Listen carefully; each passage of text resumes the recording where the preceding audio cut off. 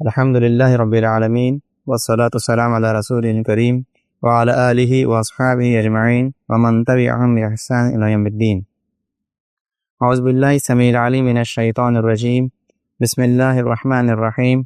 قال اللہ تعالی فی القرآن المجید انا نحن نزلنا الذکر وانا له لحافظون۔ وقال تعالی عز وجل قل لئن اجتمعت الانس والجن على ان یأتوا بمثل هذا القرآن لا يأتون بمثله ولو كان بعضهم لبعض ظهيرا۔ وقال رسول الله صلى الله تعالى عليه وسلم خيركم من تعلم القرآن وعلمه۔ رب اشرح لي صدري ويسر لي أمري واحلل عقدة من لساني يفقهوا قولي۔ اللهم أرنا الحق حقا وارزقنا اتباعه وأرنا الباطل باطلا وارزقنا اجتنابه، اللهم وفقنا لما تحب وترضى، آمین یا رب العالمین۔ تمام قسم کی تعریف و توصیف، حمد و ثنا، بزرگی اور بڑائی اللہ وحدہ لا شریک کے لائق و زیبا ہے، جو تمام کائنات اور مخلوقات کا تنہا خالق اور مالک ہے، اور درود سلام اس کے تمام انبیاء کرام اور رسول صلی اللہ علیہ وسلم پر، خصوصاً ہمارے اور آپ کے آخری رسول محمد مصطفیٰ صلی اللہ تعالی علیہ وآلہ وسلم پر، اور آپ کے اصحاب اور آل پر۔ محترم سامعین اکرام، بزرگ اور دوستوں اور قابل احترام ماں اور بہنوں، آج کے اس درس میں انشاءاللہ میں آپ لوگوں کے سامنے قرآن مجید کی عظمت اور اس کے حقوق کے تعلق سے چند باتیں انشاءاللہ رکھنے کی کوشش کروں گا، اور ہم دیکھیں گے کہ آج اس کی عظمت اور حقوق کو جاننے کے بعد ہمارا آج کیا رویہ ہے، اس کے تعلق سے ہمارا کیا معاملہ ہے، ہمیں کیا کرنا چاہیے۔ چند باتیں اس کے تعلق سے انشاءاللہ ہم سننے اور سمجھنے کی کوشش کریں گے۔ ویسے تو یہ موضوع، یہ عنوان کے اوپر ہم اور آپ لوگوں نے بارہا سنا ہوگا، سمجھا ہوگا، پڑھا ہوگا کہ قرآن کی اہمیت کیا ہے، اس کے اوپر ایمان لانا، اس کے تعلق سے ہمارا کیا معاملہ ہونا چاہیے، اس کی ہمارے دین میں کتنی ضرورت اور اہمیت ہے۔ لیکن چند باتیں پھر بھی آپ کے سامنے رکھتے ہوئے، مختصراً اس کی عظمت رکھتے ہوئے، ہم دیکھنے کی کوشش کریں کہ ہمارا معاملہ کیا ہونا چاہیے، اور اس سے ہمارا تعلق کتنا اور جڑ سکتا ہے، کتنا قریبی ہو سکتا ہے، اور اس کے ذریعے کس طریقے سے ہم اپنی دنیا اور آخرت میں کامیابی حاصل کر سکتے ہیں۔ کیونکہ اللہ عز و جل کا ایک بہت بڑا احسان ہے اس امت محمدیہ کے اوپر، کہ اللہ عز و جل نے اس امت میں جو کہ ہم امت محمدی ہے، محمد صلی اللہ علیہ وسلم کی جو ہم امتی ہیں، اور اس طریقے سے آپ صلی اللہ علیہ وسلم خاتم الانبیاء ہیں، سید المرسلین ہیں، رحمت للعالمین ہیں، یعنی آپ صلی اللہ علیہ وسلم کے بعد اب کوئی اور نبی آنے والا اور رسول آنے والا نہیں ہے۔ آپ صلی اللہ علیہ وسلم پر آ کر تمام انبیاء کرام اور رسول صلی اللہ علیہ وسلم کا سلسلہ مکمل ہو جاتا ہے، ختم ہو جاتا ہے، اور لہٰذا اب اس کے بعد آپ صلی اللہ علیہ وسلم کے زمانے میں اور رسول صلی اللہ علیہ وسلم کے بعد آنے والے جتنے بھی لوگ رہیں گے قیامت تک کے لیے، آپ صلی اللہ علیہ وسلم جو ہے وہی آخری نبی اور رسول ہیں۔ ان کی تعلیمات، ان کے احکامات، ان کی شریعت کے مطابق ہر کسی کو عمل کرنا ضروری اور لازمی ہے۔ اب اس کے بعد اور کوئی نئی شریعت اور نیا دین آنے والا نہیں ہے۔ اس سے پہلے کہ جتنی انبیاء کرام کے جو بھی احکامات تھے وہ آپ صلی اللہ علیہ وسلم کے آنے کے بعد اب وہ کیا ہو جاتے ہیں، منسوخ ہو جاتے ہیں۔ اسی طریقے سے اللہ عز و جل نے اس امت کے لیے آپ صلی اللہ علیہ وسلم کے دل کے اوپر قرآن کریم کو نازل فرمایا، اور قرآن کریم ایک معجزے کے طور پر، ایک ہدایت اور رہنمائی کے طور پر اس امت محمدیہ کو اللہ تعالیٰ نے تحفہ دیا، اور اس کے مطابق ہمیں زندگی گزارنے کا حکم دیا۔ جس طریقے سے آپ صلی اللہ علیہ وسلم آخری نبی اور رسول ہیں، اسی طریقے سے یہ کتاب بھی آسمانی کتابوں میں آخری کتاب ہے۔ اس سے پہلے کی جتنی بھی اب آسمانی کتابیں گزر چکی ہیں، اس کے اوپر ہمارا ایمان لانا تو ضروری ہے، لیکن اب اس کے مطابق زندگی نہیں گزاری جا سکتی۔ اب جس طریقے سے زندگی میں گزارنا ہے، جس کے ذریعے میں دنیا اور آخرت میں کامیابی ہوگی، وہ یہی قرآن کریم ہے، اور قیامت تک کے آنے والے تمام انسانوں کے لیے یہی اب واحد قرآن ہے، اور اس کے مطابق جو زندگی گزارے گا وہی دنیا میں اور آخرت میں سرخرو ہوگا، کامیاب ہوگا، اور وہی سکسیسفل انسان کہلائے گا، جس میں سے دنیا اور ہیئر آفٹر دونوں میں اس کو کامیابی ملے گی۔ تو اس سے پہلے کی جو آسمانی کتابیں ہیں، تورات، زبور، انجیل، جس کو ہم سنتے ہیں، ہمیں جس میں معلوم ہے کہ یہ دوسرے انبیاء کرام کے اوپر نازل کی گئی تھی، اب وہ تمام کتابوں کے اوپر عمل نہیں ہوگا، وہ تمام کی تمام منسوخ ہو چکی ہے۔ اب یہی کتابیں تمام کے تمام سب لوگوں کے لیے۔ تو یہ اللہ تعالیٰ کا ایک بہت بڑا انعام ہے کہ اللہ تعالیٰ نے ہمیں ایسی کتاب اور ایسے رسول کو ہم پر دیا ہے جو قیامت تک کے لیے ہمارے لیے رہنمائی کرے گی، ہدایت کا سچ چشمہ ہے، ہمیں اس سے برکتیں نازل ہوگی، رحمتیں ملیں گی، شفا ملے گی، اور بہت سارے فیوز ہم اسے حاصل کر سکتے ہیں۔ پہلے کے جو رسول تھے خاص وقت کے لیے، خاص لوگوں کے لیے تھے، اسی طرح کہ ان کی کتابیں بھی ایک خاص وقت اور خاص لمحے کے لیے، خاص وقت کے لیے، خاص قوم کے لیے تھی، لیکن یہ ہمارا رسول اور یہ جو کتاب ہے یہ قیامت تک کے آنے والے تمام انسانوں کے لیے ہے۔ اور یہ جان لیجئے، یہ سمجھ لیجئے کہ صرف مسلمانوں کے لیے نہیں ہے، یہ صرف مسلمانوں کے لیے نہیں ہے، بلکہ یہ کتاب جس طریقے سے آپ صلی اللہ علیہ وسلم تمام انسانوں کے لیے رحمت ہے، تمام انسانوں کے لیے آپ صلی اللہ علیہ وسلم رحمت للعالمین بنا کر بھیجے گئے، تمام انسانوں کے لیے آپ صلی اللہ علیہ وسلم نبی ہے، رسول ہے، اور آپ کی شریعت کے مطابق زندگی گزارنا ہر ایک کے لیے ضروری ہے، ویسا ہی ہر ایک انسان کے لیے جو اس دنیا میں بستا ہے، چاہے اب اس کا آپ صلی اللہ علیہ وسلم کے اوپر اور قرآن کے اوپر ایمان ہو یا نہ ہو، لیکن ان لوگوں کو اس قرآن کے مطابق زندگی گزارنا ضروری اور لازمی ہے۔ پھر اس طریقے سے ہم دیکھتے ہیں قرآن مجید کے اندر کہ جو اس کے جو احکامات ہیں، جب یہاں پر خاص طور پہ جس خاص مسلمانوں کے لیے اور مومنوں کے لیے احکامات ہیں، وہاں پر عام انسانوں کے لیے بھی احکامات ہیں۔ قل یا ایھا الناس کے نام سے، ھدی للناس کے نام سے، یا ایھا الناس انا خلقناکم ذکرا و انثی، تو کئی آیت ایسے ملیں گی جس میں اللہ تعالیٰ نے اس قرآن مجید کے ذریعے تمام انسانیت کو پیغام پہنچایا ہے، اور خاص طور پہ مومنین کو بھی اور مسلمانوں کو بھی اور خاص طبقے کے لوگوں کو بھی اللہ تعالیٰ نے کیا کیا ہے، احکامات پہنچایا ہے۔ تو یہ یاد رکھیے کہ قرآن صرف مسلمانوں کی کتاب نہیں ہے، بلکہ یہ تمام انسانیت کے لیے ہے، اور یہ ہماری اور آپ کی سب کی ذمہ داری ہے کہ جس طریقے سے ہم اس کے اوپر ایمان رکھتے ہیں، اس کے مطابق ہم عمل کرنے کی کوشش کرتے ہیں، ہمارے ضروری کہ اب اس کتاب کو ہم دوسروں تک بھی پہنچائیں، اس کے احکامات، اس کے فائدے، اس کے بینیفٹس ہم تمام لوگوں تک بھی پہنچانے کی ہم کوشش کریں۔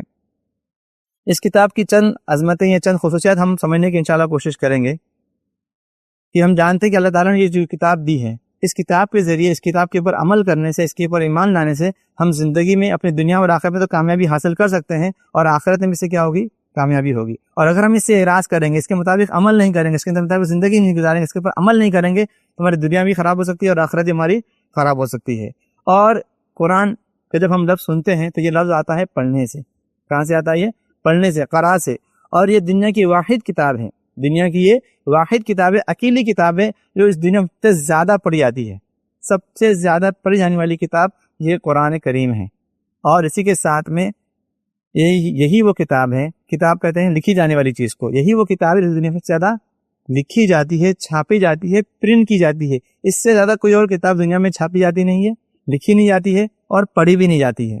تو اس کی بہت بڑی اپنے آپ میں خصوصیت ہے، اور لیکن اس کے ساتھ سب سے بڑا اس کا المیہ یہ ہے، سب سے بڑی دکھ کی بات بھی یہ ہے، افسوس کی بات ہے کہ یہ وہ کتاب ہے جس کو سب سے زیادہ لوگ بغیر سمجھ کے پڑھتے ہیں۔ ایک چھوٹی سے چھوٹی کتاب ہوتی ہے، ایک چھوٹا سا طالب علم ہوتا ہے جو اسکول میں جاتا ہے، جس کو کچھ پڑھنے نہیں آتا ہے، لیکن اگر اسے کوئی بھی کتاب اگر دی جاتی ہے، چاہے وہ اردو کی ہو، انگلش کی ہو، ریاضی کی ہو، میتھمیٹکس کی ہو، سائنس کی بھی ہو، اسے وہ زبان اور وہ لینگویج نہیں بھی آتی ہے، لیکن اسے سمجھنے کی کوشش کرتا ہے، چند مہینوں میں، چند عرصے میں، چند سالوں میں اس کتاب کو سمجھ کر اس کے مطابق اس کے سوالات حل کرنے لگتا ہے، ایگزام دیتا ہے، کامیابی حاصل کرتا ہے، اور اس کے مطابق پھر اپنی آگے وہ پروفیشنل لائف، اپنی زندگی اور اپنے زندگی کے دوسرے مراحل کو وہ طے کرتا ہے۔ لیکن ہم دیکھتے ہیں کہ ہم قرآن کے تعلق سے ہمارا رویہ نہیں ہے۔ ایک چھوٹے سے چھوٹا بچہ، اس کو کچھ سمجھ نہیں آتی، اس کو اچھے سے الفاظ بولنے نہیں آتے ہیں، لیکن وہ ہم دیکھتے ہیں کہ وہ انگلش پڑھتا ہے، وہ سائنس پڑھتا ہے، وہ میتھمیٹکس کے مسئلے حل کرتا ہے۔ لیکن ہمارا حال یہ ہے کہ ہم اس قرآن کو جو ہمارے گھر میں، ہمارے روزمرہ کے ماحول میں ہم دیکھتے ہیں کہ ہمارے اندر موجود ہے، لیکن ہم اس کو سمجھنے کی، اس کو صحیح سے پڑھنے کی ہم کوشش تک نہیں کرتے ہیں۔ تو جہاں پر یہ قرآن سب سے زیادہ پڑھی جاتی ہے، یہیں پر اس کا سب سے بڑا المیہ یہ بھی ہے کہ سب سے زیادہ بغیر سمجھ کر پڑھی جانے والی کتاب بھی یہی ہے۔ اور یہ قرآن یہ واحد کتاب ہے جس کی حفاظت کا ذمہ اللہ تعالیٰ نے لیا ہے۔ اللہ نے خود فرمایا اِنَّا نَحْنُ نَزَّلْنَا الذِّکْرَ وَإِنَّا لَهُ لَحَافِظُونَ۔ سورہ الحجر میں اللہ تعالیٰ فرماتا ہے کہ بے شک ہم ہی ہیں جو اس ذکر کو نازل کرنے والے ہیں، اور ہم اس کی ہی حفاظت کرنے والے ہیں، اس کی ہم ہی حفاظت کرنے والے ہیں، یعنی اللہ تعالیٰ نے ہی اس کو نازل کیا اور اللہ تعالیٰ ہی اس کی حفاظت کرنے والے ہیں۔ اور اس لیے ہم دیکھتے ہیں کہ اس سے پہلے کی جتنی بھی کتابیں جو آسمانی کتابیں تھیں یا جو اور بھی کتابیں تھیں، اس کے اندر کہیں نہ کہیں تبدیلی ہو چکی ہے، ریویژن آ چکا ہے، اس کی اصل چیزیں ہٹ کے غلط، اس میں غلط اور ملت چیزیں آ گئی ہیں، کچھ کمی ہو گئی تو کہیں بیشی ہو گئی ہے کہیں پر، لیکن ہم دیکھتے ہیں قرآن کریم میں کتاب اس کے اندر کسی قسم کی کوئی تبدیلی، کوئی تحریف، کوئی کمی، کوئی زیادتی نہیں ہوئی ہے۔ جس طریقے سے آپ صلی اللہ علیہ وسلم کے اوپر اللہ تعالیٰ نے قرآن کو نازل کیا، آج تک وہ قرآن اسی حالت میں جو ہے موجود ہے، اور انشاءاللہ قیامت تک بھی اسی حالت میں رہے گی، کیونکہ اللہ تعالیٰ نے اس کی حفاظت کا ذمہ لیا ہے۔ اسی طریقے سے وہ چھپتی ہے، اسی طریقے سے پڑھی جاتی ہے، اور اسی طریقے سے وہ یاد بھی کی جاتی ہے۔ اس کے علاوہ جتنی بھی جو کتابیں آسمانی، تورات لے لیں، زبور لے لیں، اس میں اتنے ریویژن آ چکے ہیں، اتنے اس کے ایڈیشن آ چکے ہیں، اس میں اتنی ترمیم ہو چکی ہے کہ خود اس کے ماننے والوں کے لیے جو مسئلہ ہے کہ کون سا ہم ریویژن دیکھیں، کون سا ہم تعلیم کریں، کہ حقیقت ہے کہ حقیقت نہیں، اس سے کئی لوگ ابھی بھی کیا ہے، ناشنا ہے، اس کو وہ نہیں جانتے کہ یہ کتاب کی اصل حقیقت کیا ہے۔ اب جو موجود ہے اب اسی کے اوپر وہ لوگ اس کو سنتے ہیں، پڑھتے ہیں، اور اسی کے اوپر وہ ایمان لاتے ہیں، لیکن قرآن مجید کا یہ معاملہ نہیں ہے۔ اور یہ صرف ہمارا عقیدہ نہیں بلکہ تمام انسانیت، تمام لوگوں کا، تمام مذاہب کا یہ معاملہ ہے کہ یہ جو کتاب اب ہے مسلمانوں کے پاس قرآن کریم کی شکل میں، یہ وہ واحد کتاب ہے جس میں کوئی تبدیلی، کوئی چینجز نہیں ہے، کیونکہ اس کی حفاظت ذمہ خود اللہ تعالیٰ نے لیا ہے۔ اور اس کتاب کی ایک اصل اچھی بات یہ ہے کہ جہاں پہ اس کی حفاظت کا معاملہ ہے، اس طریقے سے اس کتاب کے اندر کوئی شک بھی نہیں ہے، کسی قسم کا کوئی شک و تردد نہیں ہے، نہ اس کی آیتوں میں نہ اس کے احکامات میں، کہ کوئی بھی بات جو اس کے اندر کہی گئی ہے، بتائی گئی ہے، سمجھائی گئی ہے، اس میں کوئی بھی شخص کسی قسم کا تردد نہیں کر سکتا۔ اس کی باتیں، اس کی احکامات ایک دوسرے سے اختلاف نہیں کرتے ہیں، ایک دوسرے سے ٹکراتے نہیں ہیں، بلکہ سیدھی سیدھی آسانی سمجھنے والی یہ کتاب ہے۔ اور یہ وہ کتاب ہے جو ہر کوئی شخص، چاہے وہ چھوٹا ہو یا بڑا ہو، مرد ہو یا عورت ہو، بچہ ہو یا بچی ہو، اس کو من وعن یاد کر سکتا ہے۔ یہ اس کی ایک اور خاص خصوصیت بات ہے۔ اندر کوئی ایسی دنیا کی کتاب نہیں جس کو آپ حرف بہ حرف، حرکت بہ حرکت، لفظ بہ لفظ، word by word, line by line آپ اس کو یاد نہیں کر سکتے۔ خود آپ نے ہی اگر وہ کتاب لکھی بھی ہوگی تو کچھ عرصے کے بعد، کچھ وقت کے بعد آپ خود بھی اس کتاب کو پوری طریقے سے یاد نہیں کر سکتے۔ خود جو اس کے لکھنے والا مصنف بھی ہوگا، اس کا پبلشر بھی ہوگا، اس سے بھی یاد نہیں رہے گی جو اس کتاب کو خود اس نے چھاپا ہوگا، خود اس نے لکھا ہوگا۔ تو لیکن یہ وہ کتاب کی خصوصیت ہے کہ اس کو ہر کوئی یاد کر سکتا ہے، حرف بہ حرف۔ ہم دیکھتے ہیں کہ ہمارے پاس جو چھوٹے چھوٹے بچے ہیں وہ قرآن کی صورتوں کی یاد کرتے ہیں، پارے یاد کرتے ہیں، اور کم عمر کے بچے 8 سال کے، 10 سال کے، 12 سال کے، ہم دیکھتے ہیں کہ ان کے سینے میں قرآن محفوظ ہے، پورا من وعن جیسا قرآن نازل کیا گیا تھا۔ تو یہ وہ ایسی کتاب ہے، اس کے علاوہ کوئی کتاب ہے جس کو آپ پوری طریقے سے یاد بھی نہیں کر سکتے۔ اگر کبھی کتابیں جلا بھی دی جائیں، ختم بھی کر دی جائیں، لیکن مسلمانوں کے دلوں میں، مسلمانوں کے بچوں کے دلوں میں، ان کی عورتوں اور بچوں کے دلوں میں قرآن کیا ہے؟ محفوظ ہے، اور ویسے ہی محفوظ ہے جس طریقے سے اللہ تعالیٰ نے آپ صلی اللہ علیہ وسلم کے اوپر نازل کیا ہے۔ تو یہ اس کتاب کا بہت بڑا کیا ہے؟ معجزہ ہے، اس کا ایک اعجاز ہے۔ اور یہ کتاب ایسی ہے کہ اپنے نزدیک میں اس کی برکتیں، اس کی رحمتیں آپ کو ہمیشہ حاصل ہوتی رہیں گی، چاہے اس کتاب کو آپ سمجھ کر پڑھیں یا بغیر سمجھ کے پڑھیں، اس کے اوپر آپ مکمل ایمان رکھیں یا نہ رکھیں، اس کی فیوز، اس کے برکات آپ کو ملتے رہیں گے۔ کوئی شخص ہے جس کو قرآن کے اوپر ایمان بھی نہیں، جس کو اس کو سمجھتا بھی نہیں ہے، لیکن اگر وہ بھی قرآن کو اچھی آواز میں اگر سنتا ہے، سمجھتا ہے، تو کہیں نہ کہیں اس کے دل کے اوپر، اس کے دماغ کے اوپر ایک رقت طاری ہوتی ہے، ایک سکون اس کو ملتا ہے، ایک اس کو اچھا محسوس ہوتا ہے، اس کی پریشانی دور ہوتی ہے، کیونکہ اللہ تعالیٰ نے قرآن مجید میں خود فرمایا ہے، الا بذکر اللہ تطمئن القلوب، کہ اللہ کے ذکر سے دلوں کو سکون ملتا ہے۔ اور ہم اور آپ لوگوں نے اس کا بخوبی کیا ہے؟ مشاہدہ کیا ہے، اس کا جائزہ لیا ہے، کیونکہ ایسے لوگ ہیں کہ جب وہ قرآن سنتے ہیں تو انہیں سکون ملتا ہے، ان کی پریشانی، ان کی بے چینی، ان کی غم، ان کی مصیبتیں، ان کی فکریں دور ہوتی ہیں صرف اس کو سننے سے۔ آپ چاہے اس کو سمجھیں یا نہ سمجھیں، اگر اس کو سمجھیں گے تو اس میں مزید اضافہ ہوتا ہے، آپ کے دل کھل جاتے ہیں، آپ کے تکلیفات دور ہو جاتے ہیں، آپ کی پریشانیاں دور ہو جائیں گی، آپ کو سمجھ میں آئے گا کہ اس اندر کیسے انکشافات ہیں، کیسی باتیں اس کے اندر بتائی گئی ہیں، کس طریقے سے پہلے قوموں کے حالات بتائے اللہ تعالیٰ نے، کس طریقے سے ان کی قوموں کے حالات بتا کر ہمیں نصیحت دی گئی ہے، کس طریقے سے آنے والے حالات بتائے گئے ہیں، جنت اور جہنم کا تذکرہ کیا گیا ہے، آخرت کی اس دنیا کے بعد کی جو زندگی اس کے بارے میں بتایا گیا ہے، اس دنیا میں کس طریقے سے زندگی گزارنا ہے، ولادت سے لے کے موت تک ہر شعبے میں کس طریقے سے اللہ تعالیٰ نے یہاں پہ باتیں کی ہیں، کس طریقے سے اللہ تعالیٰ نے بتایا کہ جب دنیا میں بچہ آتا ہے تو کیسی اس کی تخلیق کی جاتی ہے، کس طریقے سے ہم اس کو ایک نطفے سے اس کو ایک بچہ بناتے ہیں، ہر ایک چیز آپ کو اس قرآن کے اندر ملے گی۔ اگر آپ کو سمجھ کر پڑھنے کی کوشش کریں گے تو اس میں مزید آپ کے اندر اضافہ ہوگا اور آپ کے علم میں اضافہ ہوتا جائے گا۔ اور یہ وہ کتاب ہے جو ہر ایک کے لیے ہدایت ہے، ہر ایک کے لیے، ہر انسان کے لیے ہدایت ہے۔ خود اللہ تعالیٰ نے فرمایا سورہ البقرہ کے اندر، جو شروع کی ہی جو آیتیں ہیں، الف لام میم ذالک الکتاب لا ریب فیہ ھدی للمتقین، ایک جگہ فرما دیا شروع میں یہ ہدایت، یہ وہ کتاب ہے جس میں کوئی شک نہیں ہے، اور یہ ہدایت ہے کس کے لیے؟ متقیوں کے لیے۔ اور آگے جا کے اللہ تعالیٰ نے فرمایا سورہ بقرہ کے اندر، شہر رمضان الذی انزل فیہ القرآن ھدی للناس وبینات من الھدی والفرقان، کہ رمضان کا یہ وہ مہینہ ہے جس میں اللہ تعالیٰ نے فرقان کو نازل کیا ہے، قرآن کو نازل کیا، یہ ہدایت ہے لوگوں کے لیے جو اچھے اور برے اور صحیح اور غلط میں سے فرق کر کے لوگوں کو بتاتی ہے، بیان کرتی ہے۔ تو یہ جہاں پر عام انسانوں کے لیے ہدایت ہے، ان کو بھی ایک صحیح راستے کی، ایک صحیح ڈائریکشن کی ہدایت کرتی ہے، وہی متقیوں کے لیے بھی ہدایت ہے کہ وہ صحیح راستہ سے اختیار کر سکتے ہیں اور صحیح ٹریک پر چل کے اپنی زندگی کو سنوار سکتے ہیں، اس کے مطابق وہ عمل کر سکتے ہیں۔ تو تمام لوگوں کے لیے قرآن کیا ہدایت ہے، لوگوں کے لیے بھی اور متقیوں کے لیے بھی اور مومنین کے لیے بھی۔ جو بھی اس کو ہدایت کی نیت سے پڑھے گا، جو بھی اس کے اوپر ایمان رکھتے ہوئے پڑھے گا، اللہ تعالیٰ اس کو اس کے فیوز اور برکات نازل کرے گا، اور جو اس کو چھوڑ دے گا، اس سے دشمنی کرے گا، اس سے اعراض کرے گا، تو اس کے لیے پھر دردناک انجام بھی ہوگا، اس کی زندگی اللہ تعالیٰ تنگ کر دے گا، اس کو گمراہی کے راستے پہ چلا دے گا اور وہ راستہ بھٹک سکتا ہے۔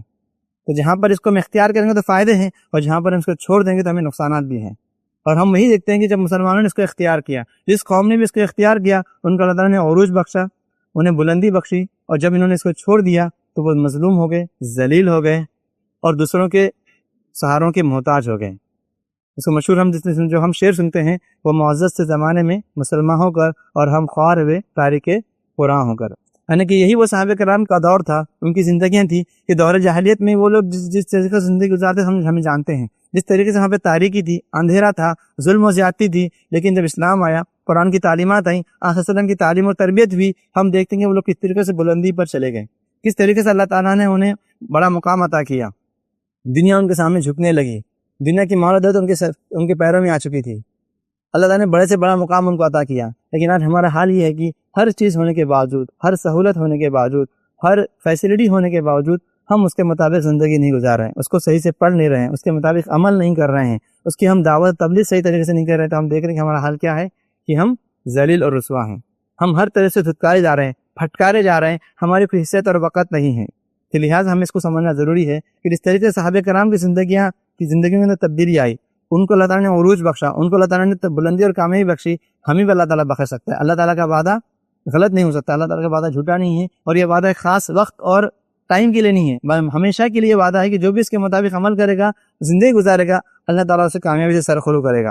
اور اس قرآن کی ایک اور اچھی بات یہ ہے کہ اگر اس قرآن کے جیسا کلام کوئی پیش نہیں کر سکتا، اس کے اندر جس طریقے سے باتیں بتائی گئی ہیں، اس کے اندر جو قرآن کے اندر کے کلمات میں جو جامعیت ہے، جو حکمتیں ہیں، جو احکامات ہیں، یہ جس طریقے سے اس باتوں کو پیش کیا گیا ہے، جس طریقے سے سچی باتیں اس کے اندر ہے، پہلی قوموں کی بھی، دور حاضر کی بھی، اور آنے والے حالات کی بھی، اور قیامت کی بھی، اس کے جیسی سچی باتیں، محکم باتیں، جامع باتیں کوئی کلام پیش نہیں کر سکتا۔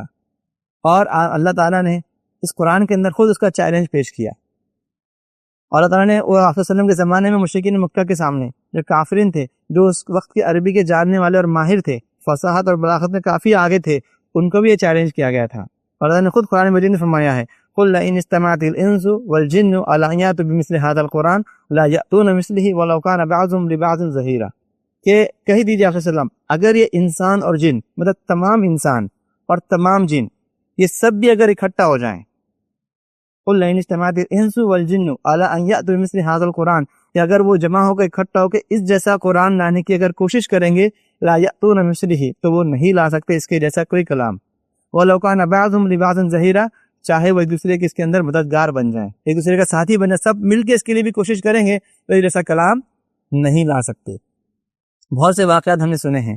ایک مرتبہ آپ صلی اللہ علیہ وسلم نے، آپ صلی اللہ علیہ وسلم کے زمانے میں کعبے کی دیواروں کے اوپر ایک کلام لکھ دیا تھا، سورہ کوثر جو بہت چھوٹی سورت ہے، اِنَّا أَعْطَيْنَاكَ الْكَوْثَرَ فَصَلِّ لِرَبِّكَ وَانْحَرْ إِنَّ شَانِئَكَ هُوَ الْأَبْتَرُ۔ اب یہ کلمات کو، ان آیتوں کو کعبے کی دیوار کے اوپر لٹکا دیا گیا اور کہا گیا کہ اس سے بہتر اب کلام کوئی لا کے دو، یا اس کے جیسا کوئی کلام پیش کر دو۔ تو کئی دن گزر گئے لیکن کوئی بھی اس کے آگے کوئی جملہ، کوئی آیت اس کی جیسی کوئی پیش نہیں کر سکا۔ چند دنوں کے بعد اس کے بعد ایک کلمہ لکھا گیا، اس کے آگے اس نے کیا لکھا؟ ما ھذا قول البشر، کہ یہ کسی انسان کا کلام نہیں ہو سکتا۔ یعنی اتنی بہترین جو باتیں ہیں اس مختصر سے جملوں کے اندر، اس مختصر سی آیتوں کے اندر، اس طریقے سے کوئی باتیں، کوئی احکامات، کوئی چیزیں کوئی بیان نہیں کر سکتا، کوئی پیش ہی نہیں کر سکتا۔ تو یہ قرآن کا ایک اپنا معجزہ کہ اس جیسا کوئی کلام پیش نہیں کر سکتا۔ اور جب اتنی عظیم کتاب ہمارے پاس ہے، اتنی اچھی باتیں اس کے اندر ہیں، اس کے اندر رحمتیں ہیں، اس کے فائدے ہیں، لیکن ہم دیکھتے ہیں کہ ہمارا اس کے سامنے کیا رویہ ہے، کیا معاملات ہیں۔ قرآن یہ وہ کتاب ہے کہ جب ہم اس کو پڑھیں گے تو اللہ تعالیٰ نے خود فرمایا ہے کہ سب سے بہترین یہ وہ علم ہے جس کو آپ سیکھتے اور سکھاتے ہو۔ یعنی دنیا میں جتنے بھی علوم ہیں، جتنے بھی فنون ہیں، جتنی بھی چیزیں ہیں، اس کے تعلیم حاصل کرنے پر، اس کے سکھانے پر اللہ تعالیٰ نے آپ کو کوئی بشارت اور خوشخبری نہیں دی ہے، یا اس کے پڑھنے کے اوپر کوئی ثواب نہیں ہے۔ صرف واحد وہ قرآن ہے جس کے تعلق سے آپ سے فرماتا ہے کہ خیرکم من تعلم القرآن وعلمہ، کہ تم میں سب سے بہترین وہ ہے جو قرآن کو سیکھے اور سکھائے۔ یعنی اگر ہم قرآن کو سیکھتے بھی ہیں تو دنیا کے بہترین لوگوں میں سے ہوں گے، اور سکھاتے بھی ہیں تو دنیا کے بہترین لوگوں میں سے بھی ہیں۔ آخر خود فرمایا کہ قرآن کے ایک ایک حرف کے اوپر آپ کو کیا ہے؟ دستگی ہے۔ ایک حرف کے اوپر، مطلب ایک لفظ میں جتنے حروف ہوں گے اس حروف کے مطابق ہوں گے۔ اور نے خود اس کی وضاحت کر دی کہ اگر الف لام میم اگر ایک لفظ ہے تو اس کے اندر 3 حروف ہوں گے، الف ایک حروف ہے، لام ایک حروف ہے، اور میم ایک حروف ہے۔ ترمذی شریف کی روایت ہے، مطلب ایک حروف اس کے اندر، ایک لفظ اس کے اندر 3 حروف ہوں گے تو آپ کو 30 نیکیاں ملیں گی۔ تو اتنا ثواب ہے اگر آپ قرآن کو پڑھتے ہیں تو، صرف تلاوت کے اوپر اتنا ثواب ہے جو کسی اور کتاب کے پڑھنے پر آپ کو اتنا ثواب اللہ تعالیٰ نہیں عطا کرتا ہے۔ یہ وہ کتاب ہے کہ اگر اس کا علم اگر حاصل کرنے کے لیے، اگر آپ دین کا علم حاصل کرنے کے، قرآن کا علم حاصل کرنے کے لیے آپ چلتے بھی ہیں تو اللہ تعالیٰ آپ کے لیے جنت کا راستہ ہموار کر دیتا ہے۔ رسول فرماتے ہیں کوئی بھی شخص اگر وہ چلتا ہے علم حاصل کرنے کے لیے، من سلک طریقا، وہ اگر چلتا ہے کوئی راستہ علم حاصل کرنے کے لیے، تو اللہ تعالیٰ اس کے لیے جنت میں جانے کا راستہ آسان کر دیتا ہے۔ اور جو طلبہ، جو طالب علم، جو علماء کرام اس دین کو سیکھتے ہیں، اس کے لیے سفر کرتے ہیں، تو ان کے لیے فرشتے ان کی مغفرت کی دعا کرتے ہیں۔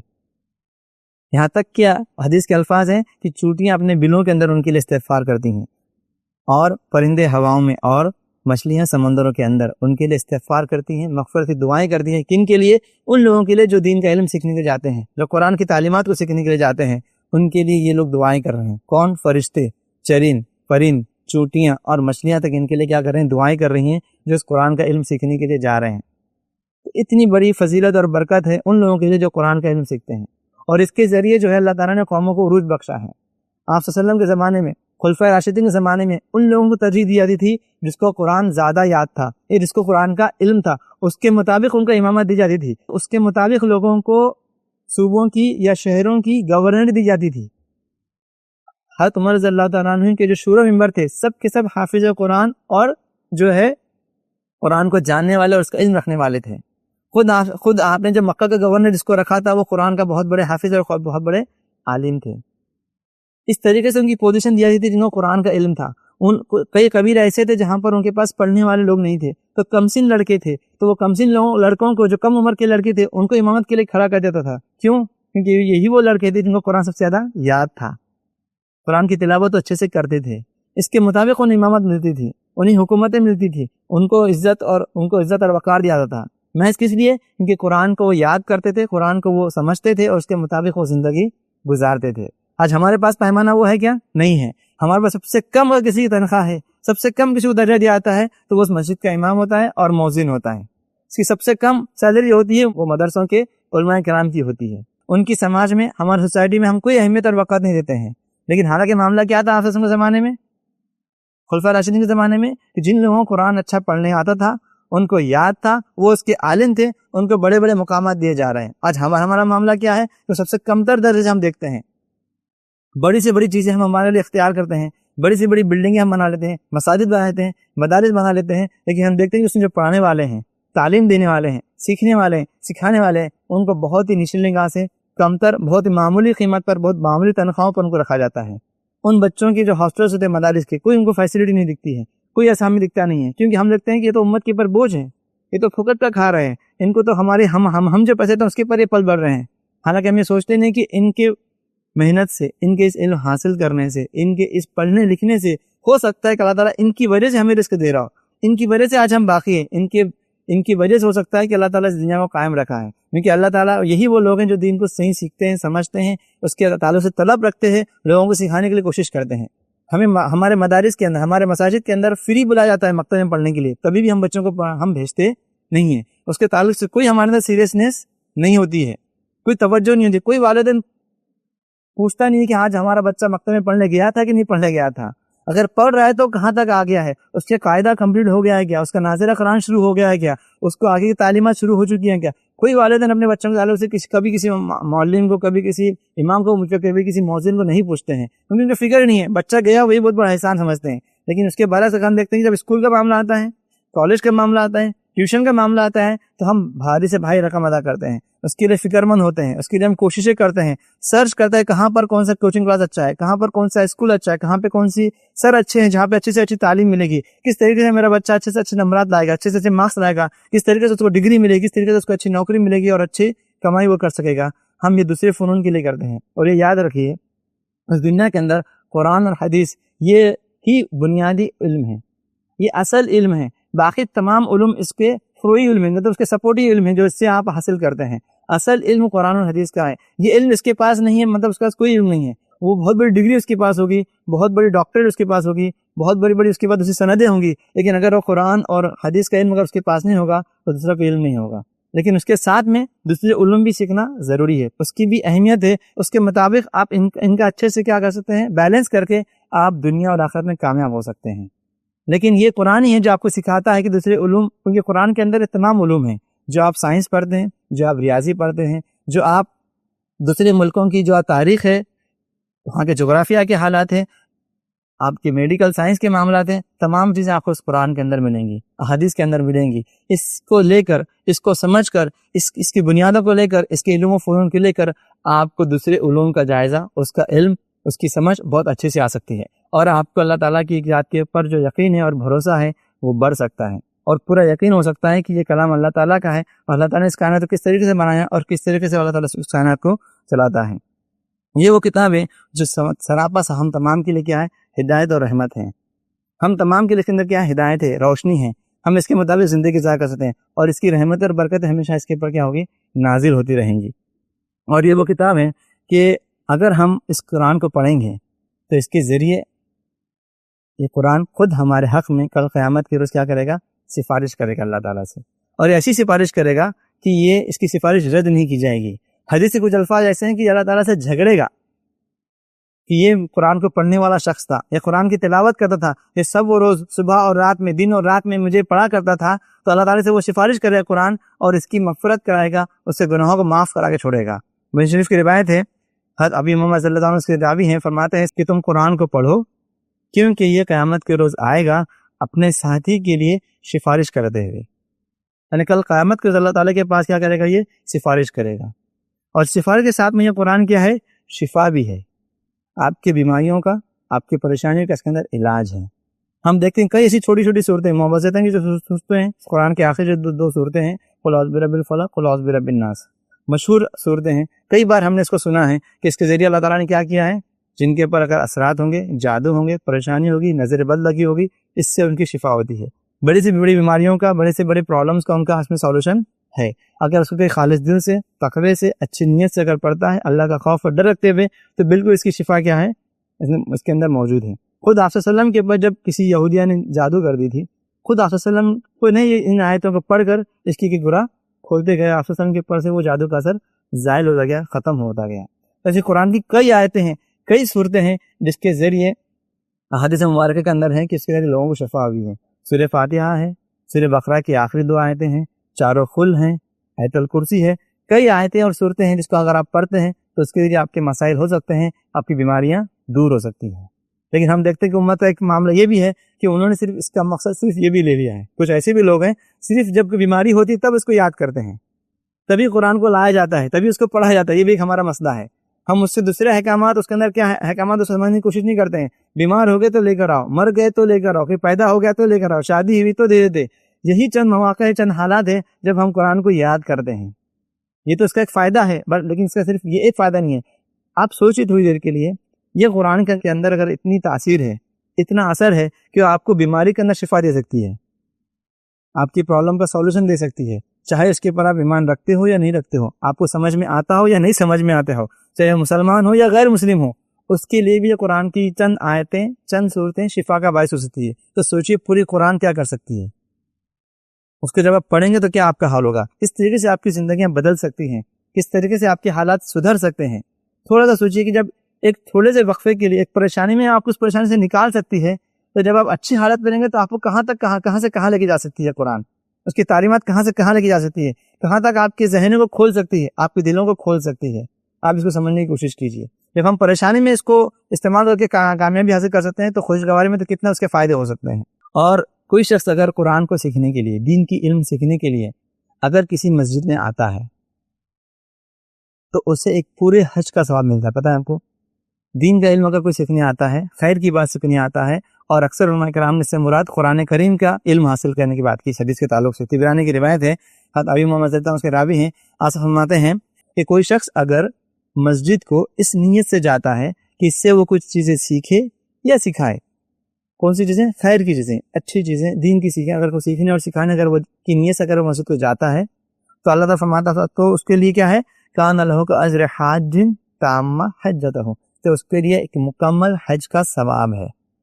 تو اتنا بڑا ثواب ہے مکمل حج کا جو اس نے کیا ہے، اس کو ثواب ہے کس لیے؟ اگر وہ مسجد میں جا رہا ہے اس نیت سے کہ میں یہاں پر جاؤں گا اور کچھ علم حاصل کر لوں گا، کچھ خیر کی باتیں کر لوں گا، قرآن کی تعلیمات سیکھوں گا۔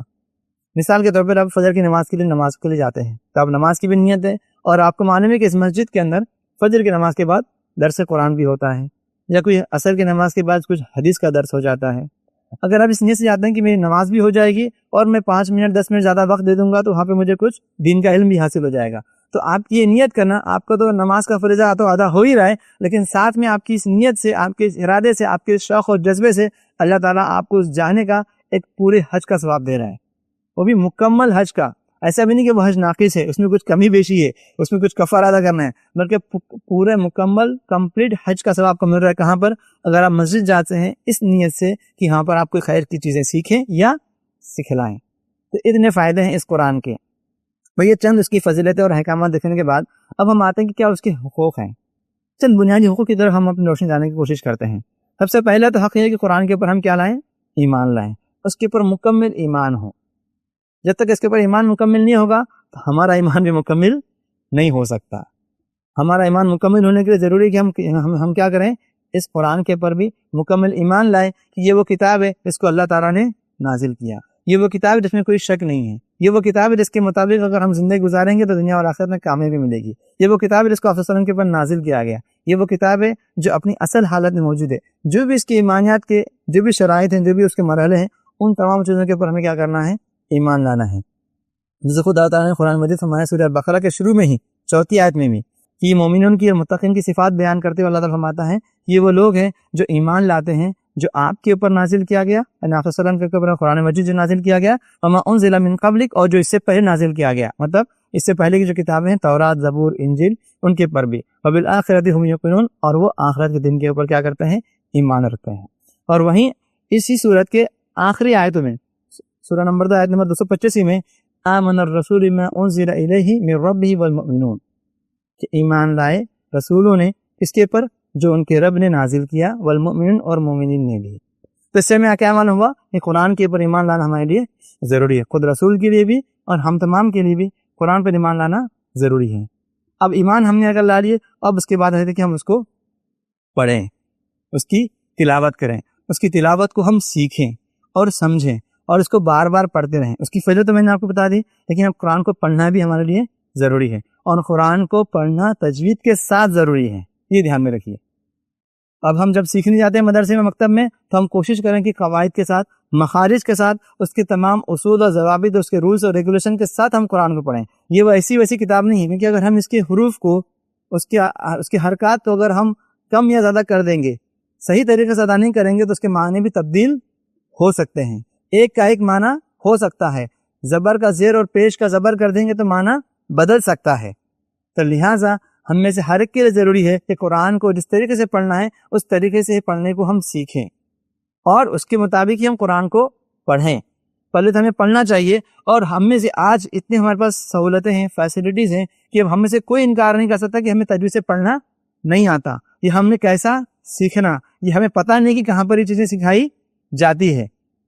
آج اتنا انٹرنیٹ کا زمانہ عام ہو چکا ہے، اتنے سوشل میڈیا ہیں، اتنے اپلیکیشنز ہیں، اتنے مکتب ہیں، اتنے مدارس ہیں، اتنے علماء کرام، اتنے ائمہ کرام آپ کے پاس میں اڑوس پڑوس میں موجود ہیں کہ اب آپ کے لیے یہ عذر، یہ بہانہ، یہ ایکسکیوز اب باقی نہیں رہتا کہ میں قرآن کو کیسے سیکھوں، کب سیکھوں، کہاں سے سیکھوں، کیسے سیکھوں۔ کوئی اب آپ کے اوپر عذر نہیں ہے۔ اگر ہم آج قرآن کی تلاوت کرتے ہیں، اور ہم میں سے کسی کو بھی یہاں پر بیٹھے ہوئے جو لوگ ہیں، جو سن رہے ہیں، میں خود بھی، اگر ہمیں قرآن کو صحیح سے تلاوت کرنا نہیں آتا ہے تو ہماری یہ عین ذمہ داری ہے، ہماری یہ پرائم ذمہ داری ہے کہ ہم قرآن کو کسی نہ کسی قاری سے، کسی نہ کسی اس شخص سے جس کو قرآن کا صحیح علم ہو، اس کی تلاوت کا، اس سے ہم سیکھیں۔ اپنے زندگی کا، اپنے روزمرہ کے ایام کا تھوڑا نہ تھوڑا وقت اس کے لیے نکالیں، کیونکہ اگر آپ قرآن پڑھیں گے اور صحیح سے نہیں پڑھیں گے تو یہ آپ کے لیے باعث بوال بھی ہو سکتا ہے۔ یہاں پر آپ کو ثواب ملے گا، صحیح سے نہیں پڑھیں گے، غلط الفاظ ادا کریں گے، غلط حرکات ادا کریں گے تو آپ کو اس کے معنی اگر تبدیل ہو جائیں گے تو آپ کے لیے نقصان بھی ہو سکتا ہے۔ اللہ تعالیٰ نے یہ فرمایا کہ اگر تم قرآن کو پڑھو تو اچھی آواز سے پڑھو، ٹھہر ٹھہر کر پڑھو، اس کے قواعد کا لحاظ کرتے ہوئے پڑھنا ہے۔ یوں ہی قرآن نہیں پڑھنا ہے، جلدی جلدی نہیں پڑھنا ہے، فاسٹ نہیں پڑھنا ہے، سمجھ کر، ٹھہر ٹھہر کر، اچھی آواز میں پورے قواعد کا اہتمام کرتے ہوئے پڑھنا ہے۔ یہ بھی اس کے حقوق میں سے ایک حق ہے۔ اگر ہم اس کا لحاظ نہیں کریں گے تو پھر اس کا لحاظ کون کرے گا؟ اس کا لحاظ کرتے ہوئے ہی ہمیں پڑھنا ہے۔ اور جب قرآن کو پڑھیں گے تو رونے کی صورت بنائیں، اگر رونا نہیں آتا تو رونے کی کم سے کم صورت بنائیں۔ آصف فرماتے ہیں تم قرآن کو پڑھو، اور اگر تم نہیں رو سکتے تو کم سے کم رونے کی صورت اختیار کرو۔ ابن ماجہ کی یہ روایت ہے۔ یہ جگہ آپ سے فرماتے ہیں قرآن کو اپنی آواز سے زینت بخشو. یہ جگہ آپ سے فرماتے ہیں متفقن علیہ روایت ہے ہم میں سے وہ شخص نہیں ہے جو قرآن کو اچھی آواز سے نہیں پڑھتا. یعنی وہ شخص مومن نہیں ہو سکتا جو قرآن کو تو پڑھ رہا ہے لیکن اچھی آواز سے نہیں پڑھ رہا ہے, وہ مسلمانوں میں سے نہیں ہے. تو لہٰذا ہم میں سارا کی ضروری ہے تو پہلے تو ہم قرآن کو پڑھیں, اس کی تجوید کو سیکھیں, اس کے جو قواعد ہیں, اس کے جو اصول و ضوابط اس کے مطابق ہم پڑھنے کی ہم کوشش کریں. روز ہماری زندگی کچھ نہ کچھ وقت اس کے لیے نکالیں. اور ہم قرآن کو جب پڑھ رہے ہیں تب اس کے آگے ہمارے لیے کیا ہے, قرآن کو ہم جب پڑھ رہے ہیں تو اس کا علم بھی ہم حاصل کریں. اس کا علم حاصل کریں کہ قرآن کے اندر کیا باتیں بتائی گئی ہیں, اس کو سمجھ کر پڑھنے کی ہم کوشش کریں. کیونکہ یہ قرآن ہے جو ہمیں یہ کہتا ہے کہ تم اس کو سمجھ کر پڑھو, اس میں عقل والوں کے لیے نشانی ہے. ان فی ذلک لآیات لأولی الالباب, کہ اس میں عقل رکھنے والوں کے لیے نشانیاں ہیں. قرآن آپ پڑھتے ہوں گے افلا تعقلون, کیا تم عقل نہیں رکھتے؟ افلا تدبرون, کیا تم غور و فکر نہیں کرتے؟ ام علی قلوبہم اقفالھا, کیا تمہارے دلوں کے اوپر تالے پڑ چکے ہیں؟ تو کئی ایسی آیتیں آپ کو ملیں گی جس میں یہ بتایا گیا ہے کہ قرآن کو اگر آپ کو پڑھنا ہے تو سمجھ کر, سوچ کر, عقل سے کام لینا ہے. کیونکہ یہ جاہلوں کا کلام نہیں ہے. جو لوگ جاہل ہوتے ہیں, جو غیر سمجھ ہے, ان کا ایک کلام ہے. یہ علم والوں کا کلام ہے. اور ایک مومن علم والا ہوتا ہے. اگرچہ کہ وہ امی رہے, مطلب کہ اگر وہ اس کو لکھنا پڑھنا اگر نہیں آتا ہے تو ٹھیک ہے, لیکن کم سے کم اس کا علم اس کو ہوتا ہے. کوئی نابینا شخص ہے لیکن اس کے باوجود وہ قرآن کو یاد کرتا ہے, اس کی تعلیمات کو وہ سمجھ سکتا ہے. تو ہم علم والے بنیں. قرآن کی تعلیمات علم سے ہے. وہ چاہتا ہے کہ اللہ تعالیٰ چاہتا ہے کہ مسلمان علم والے بنیں. اس سے پہلے کیونکہ اسی لحاظ سے اللہ تعالیٰ سے جو پہلی جو آیتیں نازل کی ہیں وہ کون سی ہے؟ اقرا, پڑھو کے لفظ سے آئے کہ تم پڑھو. بسم ربک الذی خلق, اپنے اس رب کے نام سے جس نے تمہیں پیدا کیا ہے. تو اللہ تعالیٰ نے اس کلام کی شروعات ہی کی کہ پڑھو, اور سمجھ کر پڑھنے کے لیے کہا گیا ہے. اور اگر ہم سمجھ کر نہیں پڑھیں گے تو اس کا فائدہ ہمیں نہیں ہوگا. اللہ تعالیٰ قرآن مجید فرماتا ہے سورہ نحل کے اندر آیت نمبر 44 کے اندر وَأَنزَلْنَا إِلَيْكَ الذِّكْرَ لِتُبَيِّنَ لِلنَّاسِ مَا نُزِّلَ إِلَيْهِمْ وَلَعَلَّهُمْ يَتَفَكَّرُونَ. کیا فرماتا اللہ تعالیٰ, ہم نے اس ذکر کو تمہارے جانب نازل کیا تاکہ اس کے ذریعے تم لوگوں کو بیان کرو, ان کو سمجھا دو, ان کو وضاحت کر دو جو ہم نے ان کی جانب نازل کیا ہے. وَلَعَلَّهُمْ يَتَفَكَّرُونَ, کیوں؟ تاکہ وہ اس سے اس کی فکر کریں, اس کو سوچیں, اس کو سمجھنے کی وہ کوشش کریں. تو قرآن کو نازل کرنے کا مقصد خود اللہ تعالیٰ نے فرمایا دیا کہ ہم نے نازل کیوں کیا ہے, تاکہ تم اس کو سمجھا جائے, اس کو پڑھا جائے. اور یہ یاد رکھو, بہت سارے لوگ کہتے ہیں, بہت سارے لوگوں کا یہ معاملہ ہوتا ہے کہ ہم قرآن کو سمجھیں گے اس نہیں, کیونکہ سمجھیں گے تب عمل کرنا ضروری ہو جاتا. تو ان کے لیے ایک آیت میں پیش کر رہا ہوں. بہت سارے لوگوں کا ہم ذہن میں کیا ہے وہ ہوتا ہے, الجھ ہوتی ہے, امجھ ہوتی ہے کہ یار یہ پڑھیں گے تو عمل کرنا ضروری ہے, پڑھیں گے تو سمجھیں گے تو اب اس کے بعد گرفت ہو جائے گی, یہ ہو جائے گا, وہ ہو جائے گا. اللہ تعالیٰ کل قیامت کے دن پوچھے گا کہ تم نے جو علم حاصل کیا تھا تو اس کے اوپر کتنا عمل کیا.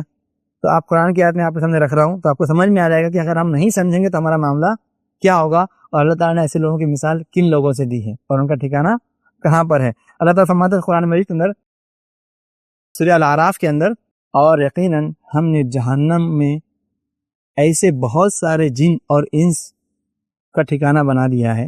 وَلَقَدْ زَرَعْنَا لِجَهَنَّمَ كَثِيرًا مِنَ الْجِنِّ وَالْإِنسِ, جہنم کے اندر بہت سارے جنوں کو اور انسانوں کا ٹھکانہ ہم نے بنا دیا ہے. کون ہے وہ لوگ؟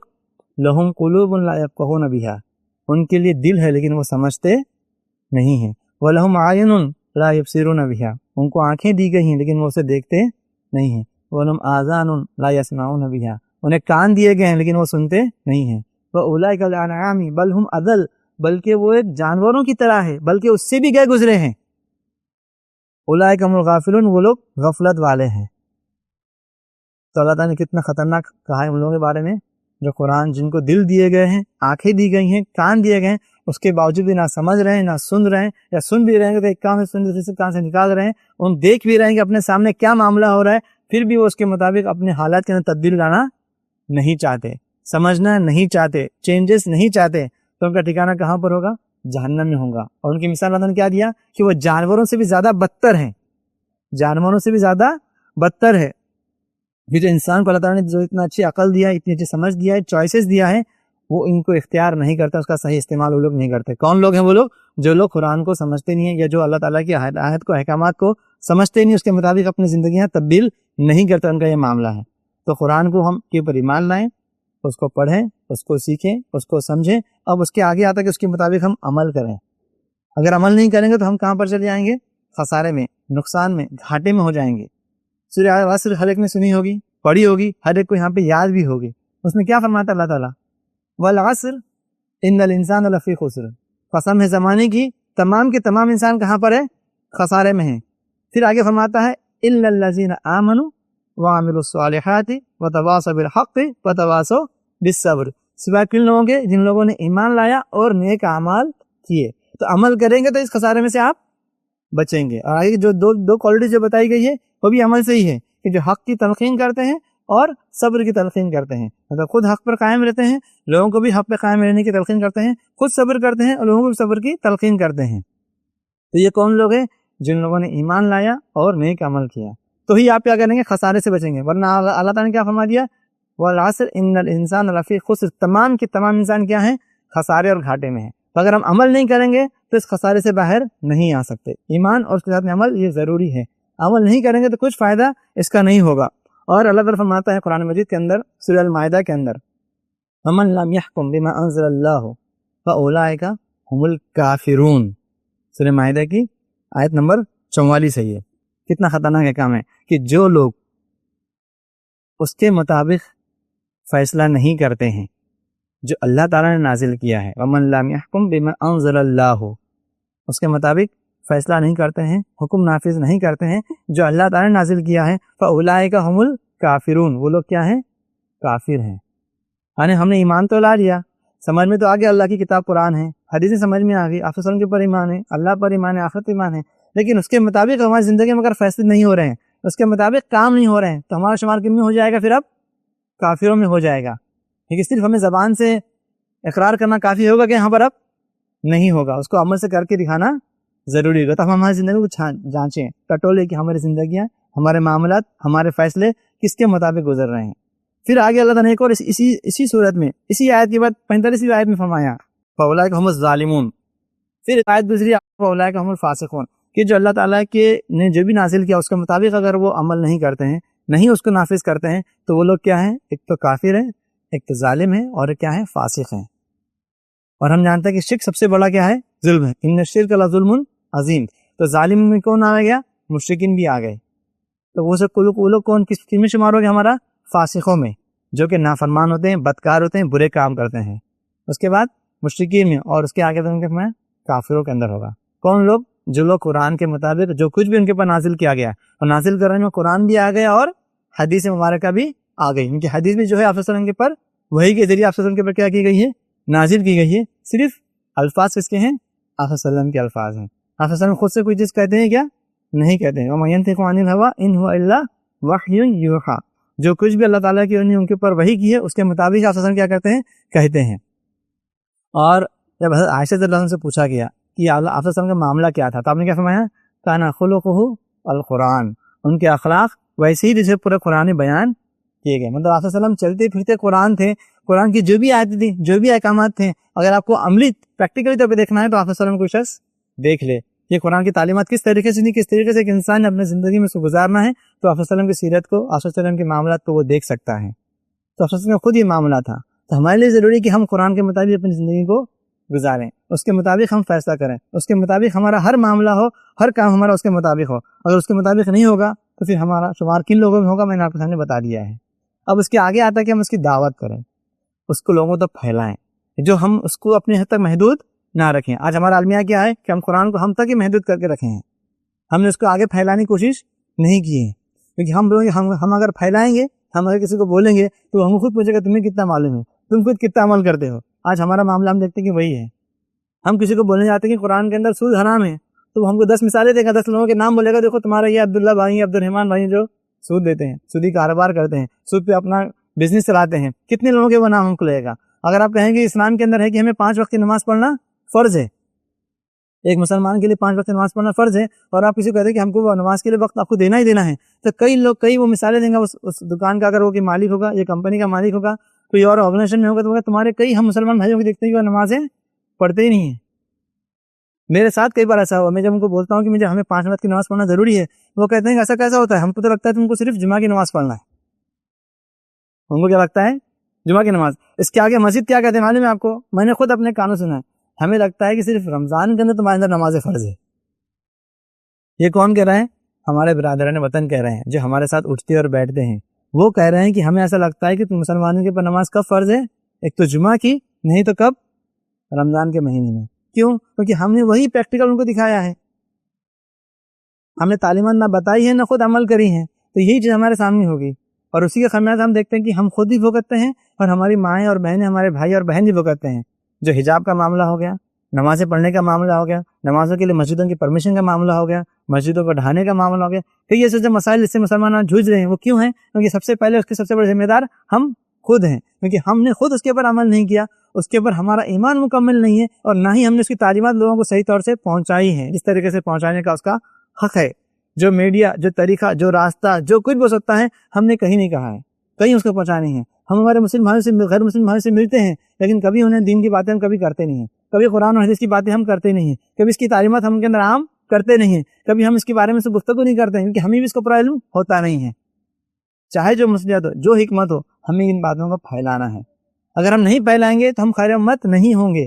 ہمارا خیر امت ہونے کا کام ہی یہ ہے کہ کنتم خیر امۃ اخرجت للناس تأمرون بالمعروف وتنہون عن المنکر، سورہ آل عمران میں اللہ تعالیٰ فرماتا ہے آیت نمبر 110 کے اندر کہ تم بہترین امت ہو۔ کیوں ہو؟ اس کا بیسک مقصد ہی وہی ہے، پرپز وہی کہ تم لوگوں کو اچھی باتوں کا حکم دو اور بری باتوں سے روکو اور اللہ کے اوپر ایمان لاؤ۔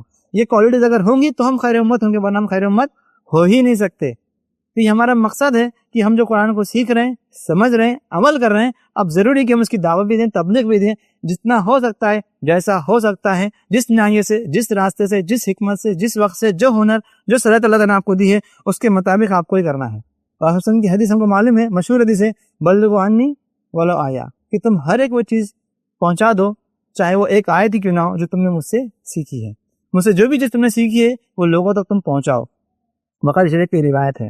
تو جو بھی چیز، چاہے وہ حدیث ہو یا قرآن کی باتیں ہوں یا خیر کی باتیں ہوں یا جو بھی احکامات ہوں جو ہم نے سیکھی ہیں آپ صلی اللہ علیہ وسلم سے، قرآن کی شکل میں، حدیث مبارک کی شکل میں، ہمارے ضروری ہے کہ ہم دوسروں تک اس بات کو پہنچائیں۔ یہ ہمارے پاس ایک امانت ہے، اس امانت کو ہمارے پاس رکھنا نہیں ہے، یہ دوسروں تک پہنچانا ہے۔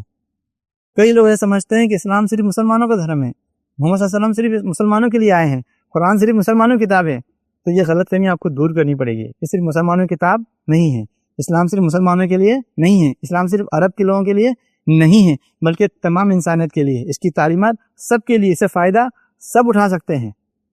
اور جب آپ اس کی دعوت دیں گے، اس کی تبلیغ کریں گے، تو اب اس کی تعلق سے تمہیں مشکلات بھی آئیں گی، پریشانیاں بھی آئیں گی، چیلنجز بھی آئیں گے، اس کے بارے میں کوئی غلط باتیں بھی پھیلائے گا، تمہیں تکلیف دے گا، تو اب تمہارا کام ہوگا اس میں اس کو دفاع بھی کرنا، اس کو برداشت کرنا، اس کے اوپر صبر کرنا، اس کے اندر بھی بردباری دکھانا، اچھے اخلاق کا مظاہرہ کرنا، اور اچھے طریقے سے، حکمت سے ان کے ساتھ میں اس کا دفاع کرنا، اور ان کو سمجھانا کہ کیا چیزیں ہیں، کیا صحیح ہے، کیا غلط ہے۔ جب آپ یہ چیزیں جائیں گے تو چیلنجز بھی آئیں گے، اور چیلنجز کو آپ ایکسیپٹ کیجیے، اس کا سامنا کیجیے، اس سے ڈریے مت، اس سے گھبرائیے مت، اس کے اندر آپ کی کامیابی ہے، اس سے اللہ تعالیٰ آپ کا مقام بڑھاتا ہے، آپ کی عزت بڑھائے گا، اور قیامت کے روز آپ کے درجات اس میں بلند ہوں گے۔ اس سے کبھی ڈرنا نہیں ہے، کبھی گھبرانا نہیں ہے، کیونکہ دنیا کے تو کئی چیلنجز آپ فیس کرتے ہیں، کئی پریشانیاں آپ فیس کرتے ہیں، جب آپ کمانے کے لیے جاتے ہیں، جب آپ پڑھنے کے لیے جاتے ہیں، جب آپ کسی کالج میں جاتے ہیں، جب کسی کمپنی میں جاتے ہیں، جب کسی کہیں پہ آپ جاب کرتے ہیں، کہیں سفر کرتے ہیں، کسی سے ملتے ہیں، کہیں جاتے ہیں، آپ کتنے چیلنجز، کتنی پریشانیاں آپ فیس کرتے ہیں۔ کئی گھنٹے آپ بھوکے رہتے ہیں، آپ کے اہلیہ کے ساتھ آپ باہر کہیں کھڑے رہتے ہیں، کہیں ویٹنگ کرتے ہیں، کتنے چیلنج اور پریشان کرتے ہیں ایک چھوٹی سی چیز کو حاصل کرنے کے لیے۔ تو اگر اس دین کے راستے میں اگر ہم کوئی تکلیفات اگر ہمیں آتی ہیں، پریشانیاں اگر آتی ہیں، مصیبتیں اگر آتی ہیں، چیلنجز آتی ہیں، تو ہم کیوں گھبرا رہے ہیں، اس سے کیوں پریشان ہو رہے ہیں؟ اور یہ اللہ تعالیٰ کی ذات کے اوپر بھروسہ رکھیے، اور یہ وہ موقع ہے جب اصل بھروسے کا وقت ہوتا ہے۔ ویسے تو ہم بہت بولتے ہیں کہ ہمیں اللہ تعالیٰ کی ذات کے اوپر کیا ہے، بھروسہ ہے، اس کے اوپر پورا ایمان ہے، اللہ تعالیٰ سب کچھ کرنے والا ہے، اللہ کی اجازت کے بغیر، اللہ کی منشا کے بغیر کچھ نہیں ہو سکتا۔ تو اب یہ موقع ہے، اب یہ وقت ہے کہ آپ کا وہ ایمان، آپ کا وہ توکل، آپ کا یہ یقین یہاں پر آپ کو پروف کرنا ہے۔ آپ کو سمجھنا ہے کہ میں اب جاؤں گا تو جو اللہ کی مرضی ہوگی وہی ہو سکتا ہے میرے ساتھ میں، چاہے پوری دنیا میرے خلاف کیوں نہ ہو جائے، چاہے تمام لوگ میرے خلاف کیوں نہ اٹھ جائیں، مجھے وہی ہوگا جتنا اللہ تعالیٰ کی مرضی ہے۔ اور اگر میری قسمت میں وہ ہوگا تو بالکل ہو کے رہے گا، اور نہیں ہوگا تو بالکل بھی نہیں ہوگا۔ اب یہ وہ ٹائم ہے جہاں پر آپ کو پورا بھروسہ دکھانا ہے، اللہ تعالیٰ کو جو رازق آپ سمجھتے ہیں، مالک سمجھتے ہیں، بادشاہ سمجھتے ہیں، مختار کل سمجھتے ہیں، اب وہاں پر آپ کو دکھانا ہے۔ اور اس کے ساتھ میں اس قرآن کی تعلیمات کو جب ہم پھیلا رہے ہیں تو اس کو نافذ کرنے کا بھی ذمہ داری ہماری ہے، اس قرآن کی تعلیمات کو ہم نافذ بھی کرنا ہے۔ ہمیں اللہ تعالیٰ نے دنیا میں کیا بنا کر بھیجا ہے؟ خلیفہ بنا کر بھیجا ہے۔ اس کا جانشین بنا کر بھیجا ہے کہ ہم قرآن کو سیکھیں، سمجھیں، اس کے مطابق عمل بھی کریں اور اسی تعلیمات کو لوگوں میں عام کراتے ہوئے اس کو نافذ کرنے کی بھی ہم کوشش کریں۔ لیکن آج ہم دیکھتے ہیں کہ ہمارا آج معاملہ قرآن کے ساتھ میں کیا ہے۔ ہم قرآن کو کتنا پڑھتے ہیں، کتنا سمجھتے ہیں، کتنا اس کے مطابق عمل کرتے ہیں اور کتنا اس کی تعلیمات کو ہم عام کرتے ہیں۔ ہم اور اب اپنا جائزہ لیں کہ ہم کتنا وقت آج قرآن کو دیتے ہیں، کتنا پڑھتے ہیں، 5 منٹ، 10 منٹ، 1 گھنٹہ، 2 گھنٹہ، کتنا ہم پڑھتے ہیں۔ کتنے ہم میں سے ایسے ہیں جنہوں نے کئی دنوں سے قرآن کو کھول کر نہیں دیکھا، صرف اتنا جتنا کبھی ہم مسجد میں چلے گئے، کبھی کسی میت میں چلے گئے، یا کبھی کسی ولادت میں، یا کبھی کوئی اور موقع ہو گیا، یا کسی درس میں چلے گئے۔ اس کے علاوہ ہم میں سے کتنے ہیں کہ جنہوں نے خاص طور پہ ہر روز کچھ نہ کچھ وقت ہم نے قرآن کے لیے دیا ہے۔ صحابہ کرام کے معاملات، ان کے واقعات کئی ہم نے سنے ہیں، کئی حدیث اور میں نے آپ کے سامنے پیش کی ہیں، قرآن کی آیتیں تلاوت کی ہیں کہ وہ رات بھر قرآن کی تلاوت کرتے تھے۔ رات میں اگر سوتے بھی تو اس نیت سے سوتے ہیں کہ ہمیں تہجد میں اٹھنا ہے، ثواب کی نیت سے سوتے ہیں تاکہ رات کو اٹھیں گے اور قرآن پڑھیں گے۔ آسو سمجھ آتا ہے کہ قرآن کو رات میں اگر تم تہجد میں 10 آیتیں بھی پڑھتے ہو، 10 آیتیں، تو تمہیں وہ دنیا و ما فیہا سے بہتر ہوگی۔ 10 آیتیں اگر کچھ شخص رات میں پڑھتا ہے تہجد میں، دنیا و ما فیہا مطلب دنیا میں اور جو بھی کچھ بھی چیزیں دنیا کے اندر، ان تمام سے کیا ہے، یہ بہتر ہے اگر آپ سے 10 آیتیں تلاوت کرتے ہیں۔ تو لہٰذا ہماری ضروری ہے کہ ہم کچھ نہ کچھ وقت قرآن کی تلاوت کے نکالیں، کچھ وقت نکالیں، کم از کم ہم دن میں سے 15 منٹ نکالیں، جس سے ہم قرآن کو پڑھیں، اس کے بعد ترجمے سے پڑھیں، اس کے بعد اپنے گھروں کے اندر ہی اس کی تعلیم بھی دیں۔ کم سے کم آپ اتنا تو کر سکتے کہ 15 منٹ تو نکال سکتے ہیں قرآن کو پڑھنے کے لیے، سمجھنے کے لیے، اپنے بچوں میں سمجھانے کے لیے، کیونکہ آپ کو آج کا ماحول کیا ہے، کیا فتنہ کا دور ہے، مجھے بتانے کی ضرورت نہیں ہے۔ تو آپ کو کچھ نہ کچھ ڈسپلن لانا ہوگا، کچھ نہ کچھ آپ کو نظم لانا ہوگا، کچھ نہ کچھ آپ کے اندر تبدیلی ڈالی ہوگی، کچھ نہ کچھ آپ کے روٹین میں جو ہے آپ کو چینج کرنا ہوگا کہ آپ کے معاملات کیا ہیں، کیا نہیں ہیں۔ کیونکہ اگر یہ آپ نہیں کریں گے تو پھر آپ کی زندگی میں کوئی تبدیلی، کوئی امپرومنٹ، آپ کے بچوں کا فیوچر، مستقبل کس طریقے سے ہوگا، آپ خود اس کے ذمہ دار ہو جائیں گے۔ آپ کو خود سمجھ نہیں ہے کہ ہم کہاں لے کے جا رہے ہیں۔ جس طریقے سے پھر آپ قرآن کی تعلیمات کے لیے وقت نکالیں، تھوڑا سا وقت آپ حدیث کے لیے یا دوسری دین کی تعلیمات کے لیے وقت نکالیے۔ ہم کیا کرتے ہیں، بہت سارے لوگ ایسے ہوتے ہیں اگر تھوڑا اللہ تعالیٰ نے پیسہ دیا ہے تو ہم ٹیوشن لگا دیتے ہیں، مکتب میں بھجا دے رہے ہیں، مسجد میں بھجا دے رہے ہیں۔ اب وہ جو مولانا پڑھائیں گے، وہ جو استاد پڑھائیں گے، وہ جو سر پڑھائیں گے، وہی تعلیمات بچے سیکھ لیں گے۔ آپ کبھی اس کو چیک بھی نہیں کرتے، ویریفائی بھی نہیں کرتے۔ تو ہمارے ضروری سب سے پہلے سب سے بہترین تعلیم کوئی اگر اپنے بچوں کو دے سکتا ہے تو وہ آپ خود اس کے والدین ہوتے ہیں۔ تو اس سے آپ کا بھی یادہ ہوگا، آپ کا بھی ریویژن ہوگا، اور آپ کے بچوں کا، آپ کے اہل و عیال کا بھی ریویژن ہوگا۔ تو ہم میں سے ہر کوئی کیا کرے، قرآن کو سمجھنے کے لیے، اس کو پڑھنے کے لیے، اس کے مطابق زندگی گزارنے کے لیے 15 منٹ کم سے کم نکالیں، اس کو روٹین بنائیں۔ آپ 10 آیتیں پڑھیے، کم از کم روز 10 آیتیں کم سے کم پڑھیے۔ چھوٹی چھوٹی صورتیں جو آپ ہمیشہ سنتے ہیں نمازوں کے اندر، یا آخری پارہ جو ہے 30واں پارہ یا 29ویں پارے کی جو آیتیں اور صورتیں ہیں، اس کو آپ یاد کیجیے، ان کو پڑھیے۔ وہ پڑھنا آپ کے لیے آسان ہے، آپ کے بچوں کے لیے آسان ہے، اس کا ترجمہ پڑھیے، اس کو سمجھنے کی کوشش کیجیے۔ اور 30ویں پارے کی جو آیتیں ہیں، جو صورتیں ہیں، وہ چھوٹی چھوٹی ہیں، اس میں بہت سارے احکامات اللہ تعالیٰ نے بیان کر دی ہیں، کہ ہر موضوع کو، ہر عنوان کو کہیں نہ کہیں اللہ تعالیٰ نے ٹچ کر دیا ہے، چاہے پھر وہ رسالت کے تعلق سے ہو، قیامت کے تعلق سے ہو، اللہ تعالیٰ کے مہدیت کے تعلق سے ہو، زندگی کے بعد کیسا اٹھنا ہے، کیا معاملہ وہ ہے، قل اعوذ برب الفلق اور قل اعوذ برب الناس میں شفا ہے، دعا ہے، کافروں کے ساتھ میں کیا معاملہ ہے، مشرکین کے ساتھ میں کیا معاملہ ہوگا، مومنین کے ساتھ میں کیا معاملہ ہوگا۔ اس حوالے سے میں نے کہا کہ اس میں کامیابی کا، اس میں اندر آپ کو بتایا گیا کہ کامیابی کن لوگوں کے لیے ہے۔ سورہ کوثر کا میں نے آپ کو پڑھ کے بتایا۔ یہ چھوٹی چھوٹی صورتیں ہم پڑھ سکتے ہیں، اس کو تو ہم یاد کر سکتے ہیں، اس کو تو ہم سمجھ سکتے ہیں، ہمارے بچوں کو یاد کرا سکتے ہیں۔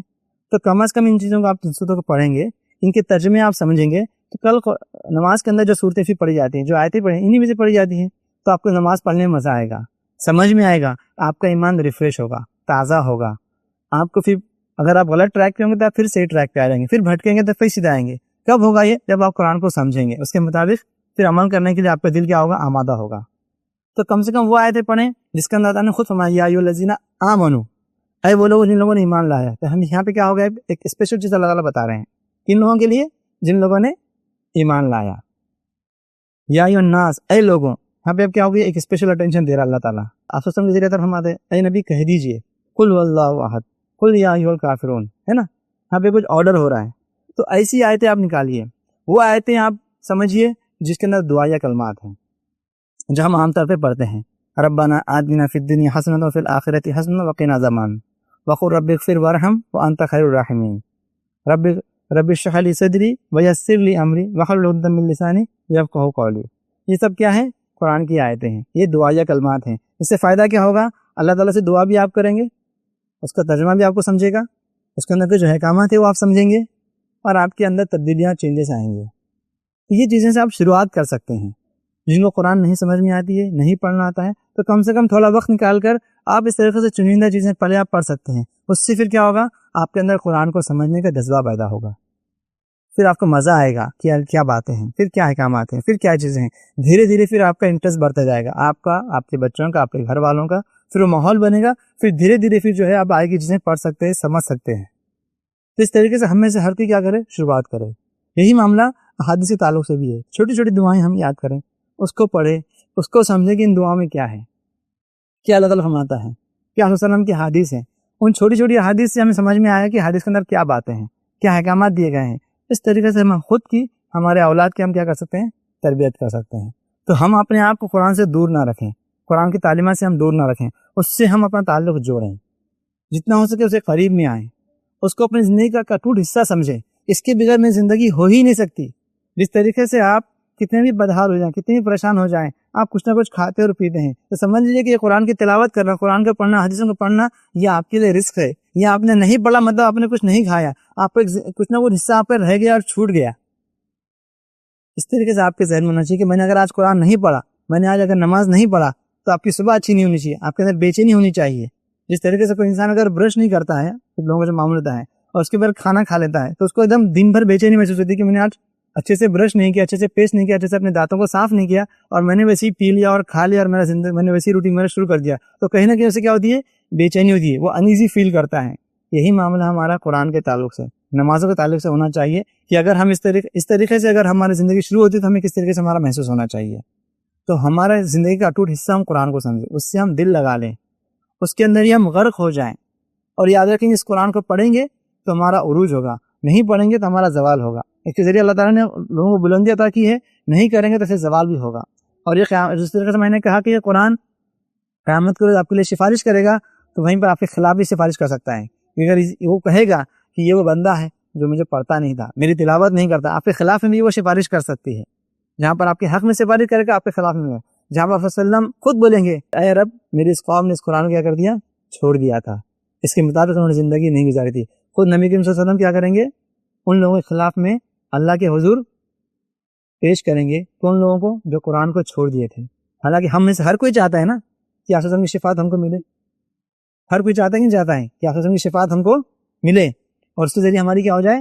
مغفرت ہو جائے، جہنم سے چھٹکارا مل جائے، جنت میں داخلہ ہو جائے. تو سوچیے اگر اس کے برعکس معاملہ ہوگا تو کیا ہو جائے گا؟ خود آپ ہمارے خلاف میں گواہی دیں گے تو کیا ہو جائے گا؟ خود قرآن ہمارے خلاف میں گواہی دے گا تو کیا ہو جائے گا؟ حوض کوثر پہ آپ جا رہے ہیں اور وہاں پر فرشتے آپ کو واپس بھیج رہے ہیں، حالانکہ آپ کے چہروں کے اوپر نشان ہے وضو کی، نماز کے، لیکن کیا کہیں گے فرشتے؟ یہ وہ لوگ ہیں جنہوں نے آپ کے دین کو آپ کے جانے کے بعد کیا کر دیا تھا؟ بدل دیا تھا، اس کے اندر بدعت و خرافات ڈال دی تھی. یہ کیوں ہو گیا؟ کیونکہ ہم نے صحیح علم حاصل نہیں کیا، صحیح سے قرآن اور حدیث کو ہم نے نہیں سمجھا. اس کا بھگتان کیا ہوگا؟ دنیا میں بھی ہوگا اور آخرت میں بھی ہوگا. اور اس کا صحیح علم نہیں حاصل کرنے کا نقصان کیا ہوتا ہے معلوم ہے آپ کو؟ اگر آپ قرآن و حدیث کا صحیح علم حاصل نہیں کریں گے تو آپ کو جو آدمی، جو شخص جیسا چاہے ویسا گمراہ کر سکتا ہے. جدھر آپ کو پھیرنا چاہے ویسے در آپ کو پھیر سکتا ہے. آپ کو سمجھ میں نہیں آئے گا، دکھنے کو تو بہت اچھے علامہ دکھ رہے، داڑھی دکھ رہی، مولانا دکھ رہے، اور بہت اچھی باتیں کرتے ہیں، بہت اچھی ڈگریاں ان کے پاس ہے، بہت کچھ ہے. لیکن اگر وہ آپ کو صحیح تعلیم دے رہے ہیں یا نہیں دے رہے ہیں، آپ کو تمیز ہی نہیں ہوگی، آپ کو فرق ہی سمجھ میں نہیں آئے گا کہ وہ ہم کو کیا بتا رہے ہیں اور کیا غلط ہے کیا صحیح ہے. آپ ان کے ظاہر چیز کو دیکھ کر کدھر ہی بھٹک سکتے ہیں. یا کوئی اگر آدمی آپ کو غلط بتا رہا ہے تو آپ تمیز کر سکتے ہیں کہ نہیں غلط یہ ہے اور صحیح یہ ہے. تو آپ کو زندگی بھر یہ معلوم نہیں پڑے گا کہ ہم صحیح کر رہے تھے یا غلط کر رہے تھے. آپ کی پوری زندگی یوں ہی ختم ہو جائے گی. اور سب سے بدترین لوگ وہ ہیں، سب سے ناکام یا سب سے گمراہ، سب سے خسارے والے وہ لوگ وہی ہیں کہ جنہوں نے زندگی پر عمل کیا اور یہ سمجھتے رہے کہ ہم نے اچھا عمل کیا، حالانکہ وہ غلط عمل کر رہے تھے. سورہ کہف میں آخری جو رکوع اس میں اللہ نے یہ فرمایا ہے، کیا تمہیں نہ بتاؤں ان لوگوں کا حال جو سب سے زیادہ خسارے والے ہیں. اور کون؟ عمل کے اعتبار سے، عمل تو کیا انہوں نے، یہ سب سے زیادہ خسارے والے ہیں. انہوں نے اپنی زندگی میں جو بھی کام کیا اسی کو انہوں نے کیا کر لیا تھا؟ صحیح سمجھ لیا تھا، اس کے مطابق وہ زندگی گزارتے گئے، اور بعد میں معلوم پڑا کہ ہم غلط کرتے آئے تھے، ہمارے تمام عمل کیا ہو گئے؟ برباد ہو گئے، کچھ اس کا فائدہ نہیں ہوا. تو قرآن کو سیکھیں، سمجھیں، اس کو اپنی زندگی میں لائیں، اس کے مطابق زندگی گزارنے کی کوشش کریں، خود سیکھیں، اپنے بچوں کو بھی سکھائیں، تاکہ آپ کے لیے بھی، آپ کی اولاد کے لیے بھی، آپ کے اہل ویال کے لیے بھی، پھر اس کے آگے آپ کے محلے والے، آپ کے شہر، آپ کے صوبے، آپ کے ملک اور تمام دنیا کے لیے پھر کیا ہوگا، وہ فائدہ ہوگا۔ لیکن شروعات آپ کو خود آپ سے گھر سے کرنی ہوگی، آپ کے اہل ویال سے کرنی ہوگی، آپ کے اندر تبدیلی لانی ہوگی، تو یہ چیزیں آپ پھر باہر تبدیلی لا سکتے ہیں۔ جو آپ دوسروں کو کہتے ہیں نا کہ یہ لوگ ایسے کیوں نہیں کرتے، وہ کیوں نہیں کرتے، قرآن کے مطابق کیوں حکم نہیں لاتے، یہ نہیں کرتے، تو پہلے ہم اپنے اندر جھانکیں کہ آج ہمارا معاملہ کیا ہے، ہمارے گھر میں ہم نے شریعت کتنی نافذ کی ہے، ہم ہمارے گھر میں کتنا قرآن اور حدیث کے مطابق زندگی گزارتے ہیں، ہمارے حلیہ، ہمارا چہرہ، ہمارے کام، ہمارے کاج، ہمارے دن، ہماری راتیں کس کے مطابق گزر رہی ہیں، ہم جو کام کر رہے ہیں کیا وہ قرآن اور حدیث کے مطابق ہے یا اس کے خلاف میں ہے، ہم اللہ کو راضی کرنے والے اعمال کر رہے ہیں یا اللہ تعالیٰ کی ناراضگی والے ہم کام کر رہے ہیں، ہمارے اس کام سے اللہ تعالیٰ کہیں خوش ہو رہا ہے یا کہیں ناراض نہیں ہو رہا ہے۔ اور ہم یہ سوچیں کہ آج اگر ہمارا انتقال ہو جاتا ہے تو ہم قرآن کے مطابق زندگی گزار کے ہمارا انتقال ہو رہا ہے یا اس کے مخالف ہمیں زندگی گزار کے ہمارا انتقال ہو رہا ہے۔ ہم اللہ کے ذریعے آج جائیں گے تو ہمیں کامیابی ملے گی، دائیں ہاتھ پہ نام امان ملے گا، یہ ہمارا معاملہ اس کے برعکس ہو سکتا ہے۔ اسی سے میں اپنی بات ختم کرتا ہوں اور دعا کرتا ہوں کہ اللہ تعالیٰ ہم تمام کو کہنے سننے سے زیادہ عمل کرنے کی توفیق عطا فرمائیں۔ جب تک ہم قائم رہے ایمان پر قائم رہیں، کہ ہمارا خاتمہ تو ایمان پر خاتمہ ہو، قرآن اور حدیث کی تمام تعلیمات کو صحیح طریقے سے سیکھنے، سمجھنے اور اس کے مطابق عمل کرنے اور لوگوں کو اسے دعوت دینے کی توفیق عطا فرمائیں۔ جب بھی ہم جو بھی ہم اچھی چیز دیکھیں، سیکھیں، اس کو سمجھنے کی ہم کوشش کریں۔ اللہ تعالیٰ سے دعا کرتے ہیں اللہ تعالیٰ ہم تمام کو ہم تمام میں جو بھی مصیبت زدہ ہیں، پریشان حال ہیں، مظلوم ہیں، پریشانی مبتلا ہیں، اللہ تعالیٰ ان کی مصیبتوں کو، پریشانیوں کو، ظلم سے ان کو نجات دلائیں۔ جو ہم میں مقروض ہیں اللہ تعالیٰ نے قرضوں کے معاملے کو جلد از جلد حل فرمائیں۔ ہمیں جو بیمار ہیں اللہ تعالیٰ نے شفا کاملہ عاجلہ و دائمہ عطا فرمائیں۔ ہمیں نے وفات پا چکے ہیں، ہمیں سے جو لوگ ان کی مغفرت عطا فرمائیں، ان کی درجات کو بلند فرمائیں، آمین۔ وآخر دعوانا الحمد للہ رب العالمین، سبحان ربک رب العزۃ عما یصفون والسلام علی المرسلین والحمد للہ رب العالمین۔ السلام علیکم ورحمۃ اللہ وبرکاتہ۔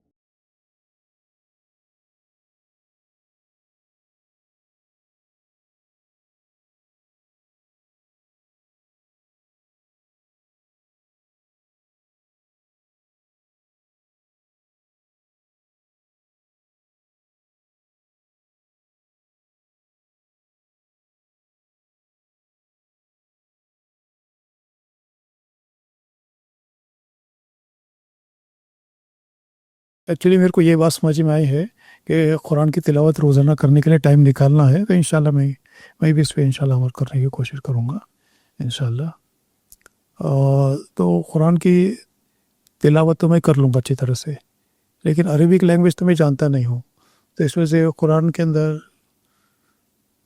موضوع کیا ہے وہ مجھے سمجھنا ہے، تو اس کے لیے میں کیا کروں؟ ایسا بھی امام سب نماز پڑھ رہے ہیں، تراویح بھی پوری رمضان پوری اٹینڈ کر لیتے ہیں، لیکن موضوع کبھی سمجھ میں نہیں آیا، تو یہ میرے کو کیسا پتہ چلے گا؟ عربک لینگویج تو آتی ہی نہیں، کیونکہ میرے کو اسکول میں بھی نہیں تھی عربک لینگویج، اور ابھی عمریں بھی ایسی ہو گئی ہے کہ ابھی 60 سال ہو گئے، ریٹائر میری لائف ہے میری، تو میں کیسے کروں گا؟ اب یہ چھوٹا بچہ یوز کر رہا ہے، اس کو اس میں ڈال دیا، یہ بھی یوز کر رہا ہے، لیکن اس کو کچھ موضوع سمجھ میں نہیں آ رہا، کچھ بھی پانی کے جیسا قرآن پڑھ لے رہا ہے، لیکن موضوع نہیں سمجھ رہا، نہ اس کے استاد اس کو، Arabic is not his language, میری بھی لینگویج نہیں ہے، تو اس کے لیے میں کیا کروں گا؟ آپ کے لیے تلاوت کرو، تلاوت کے لیے ٹھیک ہے انشاءاللہ 15 منٹ جیسے آپ نے کہا، ٹھیک ہے، یہ میرے سے کوتاہی ہوئی ہے تو انشاءاللہ میں کروں گا، لیکن موضوع کیسے سمجھے گا؟ جی السلام علیکم ورحمۃ اللہ وبرکاتہ۔ بھائی کا سوال ہے کہ قرآن کی تلاوت تو ہم پہ ہر کے لیے کرنا ضروری ہے اور فرض ہے، اب اس کے آگے جو مرحلہ ہے کہ قرآن کو ہم کس طریقے سے سمجھیں تاکہ اس کے مطابق ہم زندگی گزار سکیں، اور اب چونکہ ہم بتا رہے ہیں کہ ان کی عمر بھی بہت زیادہ ہے کہ قرآن کو، جو کہ قرآن عربی زبان میں ہے، تو عربی زبان کو ہم کس طریقے سے سیکھیں، یا قرآن کو اگر ان شارٹ سمجھنا ہے تو کس طریقے سے ہم سمجھیں تاکہ ہم اس کے مطابق زندگی گزار سکیں۔ اور بچوں کو بھی جو ہم قرآن یاد کراتے ہیں یا حفظ کراتے ہیں تو اب ان کو بھی صرف حفظ کرایا جاتا ہے، اس کا آگے کا مرحلہ ہم دیکھتے ہیں کہ عام طور پہ سماج میں موجود نہیں ہے، تو اس کے لیے سے میں آپ کو بتایا کہ شروع میں کچھ چیزیں ہیں، آپ کو بنیادی لیول سے شروع کرنا ہے۔ سب سے پہلی چیز یہ ہے کہ سب سے پہلے سے میں آپ کو بتایا کہ ہم شروعات اگر کرنا ہے قرآن کو سمجھنے کے لیے تو ضروری یہ نہیں کہ آپ عربی زبان سیکھیں، ضروری نہیں ہے، اگر آپ سیکھ لیتے ہیں تو بہت فائدہ ہے، لیکن سب سے پہلے ہم کیا کریں، اب چونکہ ہم ہندوستان میں ہیں، ہماری مادری زبان جو ہے عربی نہیں ہے، ہم میں سے کوئی اردو میڈیم سے یا مراٹھی میڈیم سے یا انگلش میڈیم سے ہمارے پاس جو بھی، یا پھر اور بھی جو الگ الگ صوبے میں جو لوگ رہتے ہیں، تمل ناڈو، کرناٹکا اور بنگلہ دیش میں جو الگ الگ، بنگال میں جو لوگ رہتے ہیں، اب ہمارے لیے ضروری ہے کہ میں نے آپ کو بتایا کہ ہم پہلے قرآن کو ہمیں سمجھنا ہے اور ہم چاہتے ہیں کہ اس کو ہم سمجھیں، تو پہلے ہم چھوٹی چھوٹی جو صورتیں ہیں جو عام طور پہ ہمیں یاد رہتی ہیں، جیسے سورہ الفاتحہ ہے، سورہ الاخلاص ہے، سورہ الکافرون ہے، سورہ الناس ہے، سورہ العصر ہے، ان صورتیں جو صورتیں ہمیں یاد ہیں ان کا ترجمہ ہم پہلے پڑھیں۔ تو اب شروعات کریں ترجمہ پڑھنے سے۔ ترجمہ تو ہم آرام سے پڑھ سکتے ہیں کہ ترجمہ ہر زبان کے اندر موجود ہے، اردو میں، عربی میں، انگلش میں، فارسی میں، بنگالی میں، کنڑ، ہر زبان کے اندر جو ہے ترجمہ موجود ہے۔ تو اب ترجمہ سے کیا کر سکتے ہیں، پہلے قرآن کو سمجھ سکتے ہیں کہ اس کے اندر جو عربی میں لکھا ہوا اس کا معنی کیا ہے۔ اسی طریقے سے اس کے آگے تفسیریں بھی جو ہیں ہر زبان میں آج موجود ہیں، جو صحیح تفاسیر ہیں، جو احادیث کے اوپر اور صحیح روایت کے اوپر ہے، تفسیر ابن کثیر ہے، تفسیر طبری ہے، اور بھی جو تفسیریں ہیں جو ہم دیکھتے ہیں کہ ان کا بھی ترجمہ اور ٹرانسلیشن جو ہے وہ آج موجود ہے۔ تو ہم شروعات میں چھوٹی چھوٹی صورتیں سے، ان آیتوں سے جو ہم عام طور پہ قرآن مجید کی سنتے ہیں نمازوں کے اندر، یا جو ہم پڑھتے ہیں، ان صورتوں کے ذریعے، جیسے ہم 30واں پارہ پڑھ سکتے ہیں، 29واں پارہ پڑھ سکتے ہیں، 27واں پارہ ہے، ان میں کی جو صورتیں اور آیتیں ہیں ہم پہلے اس کا ترجمہ پڑھنے کی ہم کوشش کریں۔ پھر اگر ہمیں ترجمہ پڑھنے آ رہا ہے تو پھر ہم تفسیری پڑھنے کی ہم کوشش کریں۔ اس طریقے سے آپ قرآن کو کیا کر سکتے ہیں، سمجھ سکتے ہیں، ترجمے کے ذریعے اور تفسیر کے ذریعے۔ اگر آپ کا مزید اگر آپ کو اس میں انٹرسٹ ہے کہ آپ چاہتے ہیں کہ اس کو آپ عربی زبان سیکھیں، تو آپ جیسے آپ بتائیں کہ آپ کی عمر زیادہ ہو چکی ہے، 60 سال 65 سال ہو چکی ہیں، اور وہ لوگ ہیں جو کم عمر کے بچے ہیں، تو کم عمر کے بچوں کے لیے تو آج بہت سارے مدارس، مکتب، آن لائن کورس، انٹرنیٹ کے اوپر ہر زبان کے اندر سیکھنے کے لیے گرامر کتابیں جو ہے موجود ہیں۔ آپ جو بھی قریبی آپ کے پاس مدرسہ یا مکتب ہوگا آپ وہاں پہ سیکھ سکتے ہیں۔ اگر آپ کے قریبی مدرسے یا مکتب میں اگر اس کا انتظام نہیں ہے، کسی وجہ سے آپ کو لگتا نہیں ہے، تو پھر آپ کو تھوڑی محنت کرنی پڑے گی۔ جس طریقے سے ہم اچھے کالج کے لیے، اچھے انسٹیٹیوٹ کے لیے دور جاتے ہیں، دوسرے شہر تک جاتے ہیں، تو ویسا دوسرے شہروں میں بھی ہمیں مل جاتا ہے کہ ایسے مکتب اور مدارس ہے جہاں پر آپ قرآن کو عربی زبان میں سیکھ سکتے ہیں، عربی زبان کے ساتھ سیکھ سکتے ہیں۔ یا کم از کم اگر کسی کے پاس اتنے دور جانے کا وہ نہیں ہے، وقت نہیں ہے، یا اتنی وہ جگہ پہ نہیں جا سکتا ہے یا اپنے بچوں کو بھیج سکتے ہیں، تو آپ کے شہر کے اندر، ہم جب بچوں کے یہاں پہ اورنگ آباد میں رہتے ہیں یا اور بھی کوئی ڈسٹرکٹ میں رہتے ہیں، تو آج ہمارے پاس جو ہے اچھے علماء کرام، ائمہ کرام موجود ہیں۔ آپ ان کو کچھ اچھا معاوضہ دے کر آپ کو گھر پہ بلا سکتے ہیں، کچھ بچوں کو جمع کر سکتے ہیں آپ کے گھر کے اندر، اور بچوں کو جمع کر کے آپ خود بھی اگر بیٹھتے ہیں، 4 سے 5 لوگ ہیں، تو ان کے ذریعے بھی آپ قرآن کو جو ہے، جو قرآن کی جو عربی ہے یا عربی زبان جو بھی ہے، قرآن کی عربی تھوڑی آسان ہے، عربی زبان بہت وسیع ہو جائے گی۔ کئی ایسے کورسز ہیں بھی، انڈرسٹینڈ قرآن بول کر ہیں، یا قرآنک عربی بول کے ہیں، کئی ایسے کورسز ہیں جو صرف قرآن کے تعلق سے جو عربی ہے وہ آپ کو سکھائی جاتی ہے وہاں پر، تاکہ آپ قرآن کی چیزوں کو آسانی سے سمجھ سکیں۔ پوری عربی زبان اگر سیکھنا ہے تو ہو سکتا ہے اس کے لیے آپ کو زیادہ وقت لگے، لیکن اگر آپ کو قرآن کی عربی سیکھنا ہے تو انہوں نے بہت اچھے طریقے سے اس کے اوپر کافی لوگوں نے ریسرچ کی ہے، محنت کی ہے، اچھے اپلیکیشنز بنائے ہیں، اچھی کتابیں کی ہیں، اچھے طریقے اور ٹیکنیکس ہیں، جہاں پر وہ اس ٹیکنیک سے قرآن کی جو عربی ہے اس کو آپ سوچ سکتے ہیں۔ انہوں نے اس کے الفاظ کو کیٹیگری کی ہے کہ جو عام طور پہ الفاظ آتے ہیں، اشارے والے الفاظ ہیں، نام والے الفاظ ہیں، جنت اور جہنم، کس طریقے سے الگ الگ کیٹیگری کی ہے، اس کے ذریعے انہوں نے قرآن کی عربی کو سمجھانے کی کوشش کی ہے۔ تو اب اس طریقے سے اس کورس کو کر جو بہت ہی شارٹ کورس ہیں، کچھ کورس 1 مہینے کے، کچھ کورس 2 مہینے، کچھ کورس 1 سال کے ہیں، جو آپ کو مناسب لگتا ہے اس کورسز کو آپ سیکھ سکتے ہیں، سمجھ سکتے ہیں۔ تو ایک تو یہ ہے کہ آپ پہلے ترجمہ اور تفسیر کے ذریعے اس کو سمجھنے کی کوشش کریں، پھر آپ کے قریب میں جو علماء کرام ہیں ان کے ساتھ آپ ملیے، ان مکتب و مدارس میں جا کے آپ سیکھیے، یا ان مدرسوں کے اندر اپنے بچوں کو ڈالیے، یا اگر آپ نہیں جا سکتے نہیں آ سکتے تو ان کو بھی آپ بلا سکتے ہیں۔ ایسے کئی لوگ آج جو ہے موجود ہیں۔ اور جو آخری چیز میں نے آپ کو بتائی کہ اگر یہ تمام چیزیں نہیں ہو سکتی ہیں تو آخر میں ہے کہ پھر آپ کوئی آن لائن کورس وغیرہ اس کے ذریعے آپ کر سکتے ہیں، لیکن پہلی بہتر کوشش ہے کہ آپ 1 to 1 فرنٹ ٹو فرنٹ آمنے سامنے بیٹھ کر علم کسی سے حاصل کریں۔ تو یہ چیزیں آج ہمارے اندر موجود ہے، قرآن کی تفسیر پڑھنا ہو یا ترجمہ کرنا ہو، اس کے ذریعے ہم قرآن کی عربی کو سیکھ سکتے ہیں یا سمجھ سکتے ہیں، یا کم از کم قرآن میں کیا لکھا ہوا ہے اس کو ہم سمجھنے کی انشاءاللہ ہم کوشش کرتے ہیں۔ ٹھیک ہے، السلام علیکم ورحمۃ اللہ وبرکاتہ۔